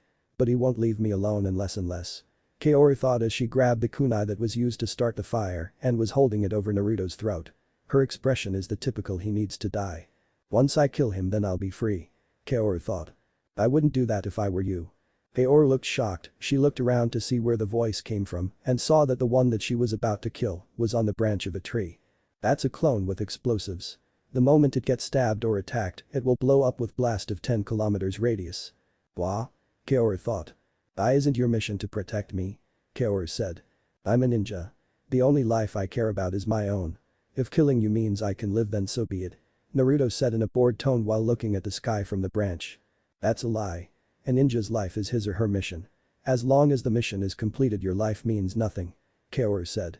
Naruto looked at Kaoru for a split second before jumping down to the ground and slowly walked towards to the princess. Kaoru held her ground. She wasn't afraid of the ninja or so she thought when he suddenly grabbed her by the neck and picked her up with no effort whatsoever. You say that shit to me again I'll make sure you face hell. Don't compare me to those filth that think are satisfied by just saving others. I only save myself. I don't give two shits if the world burned down and people screaming for help. I'll just sit somewhere with a good view and watch it like a comedy show. You got it, princess. Naruto growled. Kaoru couldn't do anything as she was frozen by all the kai that were directed towards her. And another thing. You can do whatever the hell you want but never compare my life with yours. A princess like you that was pampered since birth would never understand a kid from the streets. Naruto said as he tossed Kaoru back. Once your clothes are dried give my jumpsuit back. Naruto said as he dropped Kaoru to the ground. Kaoru landed on her butt and was breathing hard to get oxygen in her lungs. She looked at Naruto and remembering the look of hatred when he mentioned aristocrats and then looked down in shame, remembering what her parents do to their servants. For the next hour it was quiet. By this time both their clothes had dried and as said before Kaoru gave back Naruto's spare jacket. Naruto sealed it in his storage scroll planning to burn it later. It was 5 p.m. and the sun has yet to set. Naruto took this time to drag the princess back to his group. So he decided to tie the princess's hands with ninja wire. He threatened that if she struggled her hands would be cut off. She had no choice but to oblige and walked in front of him. Is this really necessary? Kaoru said. Naruto gave her a bored look. I don't know when you'll decide to run away. So this is just me being precautious. Besides you should really see me when I'm in a perfect mood. Naruto said as he was looking around. Kaoru was confused when he said perfect mood. But let it go as she was watching both their surroundings as to her, it seemed that her capturer didn't care about anything around their surroundings. This scared her and thought she was going to die. After a few minutes of walking Kaoru stopped walking as she heard rustling in the bushes. Naruto stopped too. What is it? Naruto asked. What is it? What is it? There's something in the bush. What kind of a ninja are you to not realize that? It could be an enemy or it could be a Kaoru was interrupted by Naruto. A dog. Naruto said as one of Kakashi's summons leaped out. Hey brat. Name's Pakin not dog. The now known as Pakin said. Naruto nodded as he walked ahead and pulled on the wire lightly so not cut of the princess's hands by mistake. Aki. Why is this girl with you? You're supposed to be looking for the prince. Pakin said. This girl is the Baka prince. Naruto said. Pakin was confused and Kaoru was fuming from anger from being called a baka. She was about to say something back but she didn't get the chance as the two had started to ignore her. I see. Well, that is the most awkward thing in the world. Pakin said. Tell me about it. Naruto replied. Can you guys stop ignoring me, Kaoru yelled. Naruto looked at Kaoru with a blank face. The professionals are having a serious convo here. Naruto said as he went back to talking to Pakin. Kaoru got irritated at that. I'm sick of it. That attitude of his. The way he treats me. What the hell did I ever do to him? This bastard. Kaoru mentally raged. And with that last thought she ran at top speed and tackled Naruto from behind. She didn't care if the ninja wire cut her hand off. She didn't care at all. She just wants to beat the shit out of the blonde. Naruto was actually surprised by the princess's action.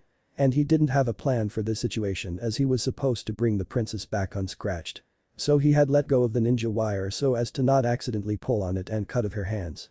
But because of that he was facing a beating that he hasn't faced for a long time as Kaoru was using her tied up hand and swinging it on his face. Naruto had no choice but grunt in pain and endure it.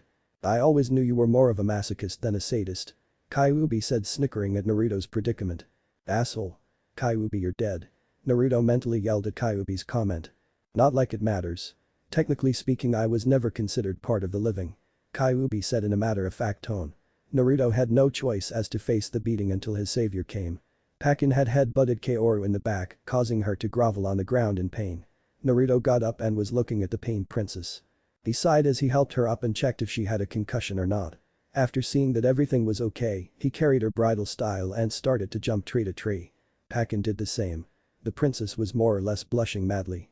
Her face may have been hotter than the sun due to Naruto actions. What the hell? First he was a jackass and then he takes my beating and next he carries me? This bastardish is so confusing. Kaoru thought as she started to blush and fall asleep slowly. Naruto noticed this and looked at her face. Aside from the money and her position in life. She is kinda cute. Naruto thought. Always someone falling for the client. Kyuubi said in a tone that would be used to talk to a baby. Hell no. I still hate aristocrats. Besides. I can't fall in love with another, remember. Naruto said to Kyuubi. Maybe you can. If you become Hokage you can start your own age, but the connection between Kyuubi was cut. Perverted little fox. Naruto thought. Naruto was brought back to the land of the living when he felt the princess snuggle closer to him. Naruto gave a sigh as he followed Pakin back to the group. With Kakashi. Why me? One Kakashi had a thought as he was looking at the setting sun. If you are wondering why, well, Kakashi was having a reminiscing moment. Kakashi had first thought that having a team of genin would be fun, especially with the last Uchiha and the son of his sensei. Aside from the Banshee, everything was interesting. He had found out that the last Uchiha was a female rather than a male. Which he was so glad. He didn't want to deal with another Fugaku, the same bastard that tried to take his best friend's eye from him. And then there was his sensei's son. He had assumed that he would have been like his father. Calm, cool, collective and not murderous. But he was just like his mother. Well then again. Kushina was bipolar. Naruto on the other hand was just plain out sadistic. Kakashi thought, thinking of all the time he had to stop Naruto killing Sakura, even that one time when he had planned a team camping trip he found out that Naruto could kill Sakura in his sleep. And he meant that literally. Naruto was sleepwalking to Sakura's tent and was about to cut her throat. And when Kakashi had prevented that, Naruto had placed a paper bomb on Sakura's large forehead. Kakashi did not know how fast Naruto really is. But he plans to find out when they get back to Konoha. And if you were wondering what happened after, well, Sakura is still here, right? Anyway, Kakashi at the moment couldn't take it anymore. He was about to lose his mind. The two female teammates have been causing so much drama that he wished that he had gone with Naruto and his summoned dogs to look for the prince. Anyway, the drama had begun with Sakura asking Sasuke out only for Sasuke to admit that she had liked Naruto. This was in her male form. And Sakura had fainted from thinking that the last Uchiha was homosexual. Well, Kakashi would too if he found out if his crush was more attractive to other girls. Well, actually I would ask if I could take video recording first. That's the least she could do for playing with my heart. Kakashi thought as he continued his book. Anyway, Sakura woke up after 30 minutes and she remembered what Satsuki had said. And from there began a whole debate as to why he shouldn't like Naruto. Sad to say, the last Uchiha had took out a kunai and was about to kill herself. The sun was almost gone when all his ninja dogs came back, all except Pakin, the leader of the group. Kakashi was worried. Until he saw one of the dogs had a note that had with the blonde Gaki. Kakashi's worries were gone. But laughed at the messy handwriting. It was still funny as to how Pakin told him he would try to write. Yeah, a dog writing. Even though he was a ninja dog. Pakin's reasoning was that he was a ninja and he needed something that would surprise his enemy. Well, at least he'll be smarter than the Inuzuka dogs now. Now where is his Kakashi thought. Yo. Pakin came through the bushes with Naruto besides him. Naruto, Pakin. Good you made it before nightfall. Did you find the prince? Kakashi asked. Nope. But we found a princess. Pakin said. What do you mean we mutt? It was all me gahhhh. Naruto began but yelled when Pakin bit his leg. Ooh wah. Get him of me. He's trying to give rabies. I'm clean you brat. Pakin muttered while he but Naruto. Kakashi was laughing at Naruto and Pakin's act. He noticed that there was a girl in Naruto's arms. Already the mission started and you got a girlfriend already. I'm so proud of you. Kakashi said with fake tears. With the mention of Naruto and girlfriend in the same sentence, Satsuki had turned her head toward said boy and was glaring daggers at the girl. Not exactly. Naruto said. As he began to tell the whole story. Satsuki for her part was angry that Naruto had given his jacket to the slutty princess as she had put it. And was thinking of ways to kill the princess when she wakes up. After Naruto had finished his story, that was when Toru decided to come by. He was going to ask as to what the ninjas were talking about until he saw the girl in Naruto's arms. Haim. Toru yelled as he started to cry. Naruto tossed the princess to Toru. Toru had trouble catching her. He was too happy to care how Naruto was treating the princess. Kakashi on the other hand was getting irritated at all the missions that he was taking that had lack of important details. Toru-san. After you are done with your reunion we have to have a talk. Kakashi commanded. Toru looked at the one-eyed ninja and was scared as he saw a small figure behind said ninja appearing and glaring at the now scared crying man. Toru was too scared to talk so he just nodded and Kakashi went to Naruto to congratulate him and tell him what his next job is. Midnight. Naruto was sitting alone in front of the fireplace with white fire that he made. Satsuki, Sakura, Kakashi, Toru and the guards were at another fireplace that they had created. Naruto just wanted to be alone and think. Satsuki wanted to sit next to him, but Naruto had told her he needed to think and walked away. As for thinking he was thinking about what Toru had told Kakashi. About the Baka princess's family and how they had forced her to play as a guy. Well, not exactly.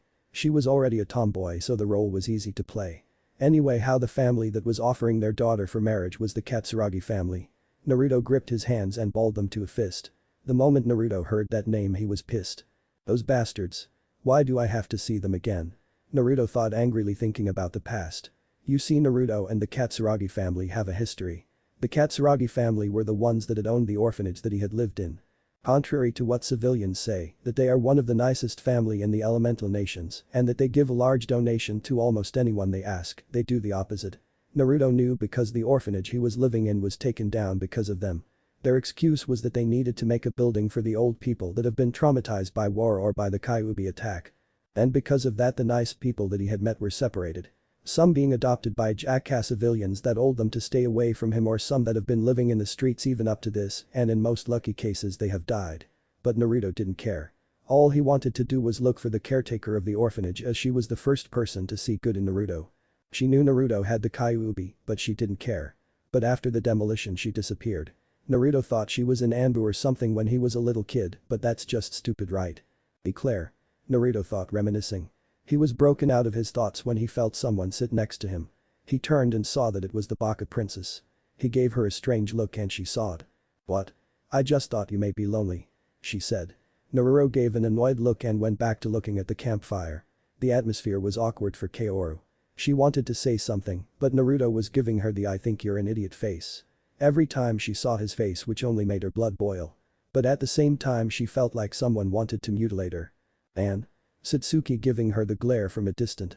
Naruto had just about enough of the weird silence and decided to talk. What do you want, Baka princess? Trying to seduce me so you can get out of your arranged marriage? Naruto said jokingly. Kaoru went wide-eyed at that. Naruto saw this and was snickering. Next she's gonna try to stab me with a hidden blade. But I'll dodge as she's too obvious. Naruto thought. But the knife never came. Naruto waited for a few more seconds but nothing. When he looked at the princess he saw that she was red as a tomato. Seriously? Naruto said, confused as hell for the first time in his life. Lucky fox. You have my total support on this one. But let me give you some advice. Pretend to be raped and then when the time comes take control. Kyuubi said with a lace of perverseness in its voice. "They'll think about that." Naruto replied to Kyuubi, and Kyuubi was surprised this time. "What the fuck? The kid agreeing to one of my advice. Hashirama must have come back to life. Oh god, the world's gonna end." Kyuubi thought. Are you alright in the head, Bakahim?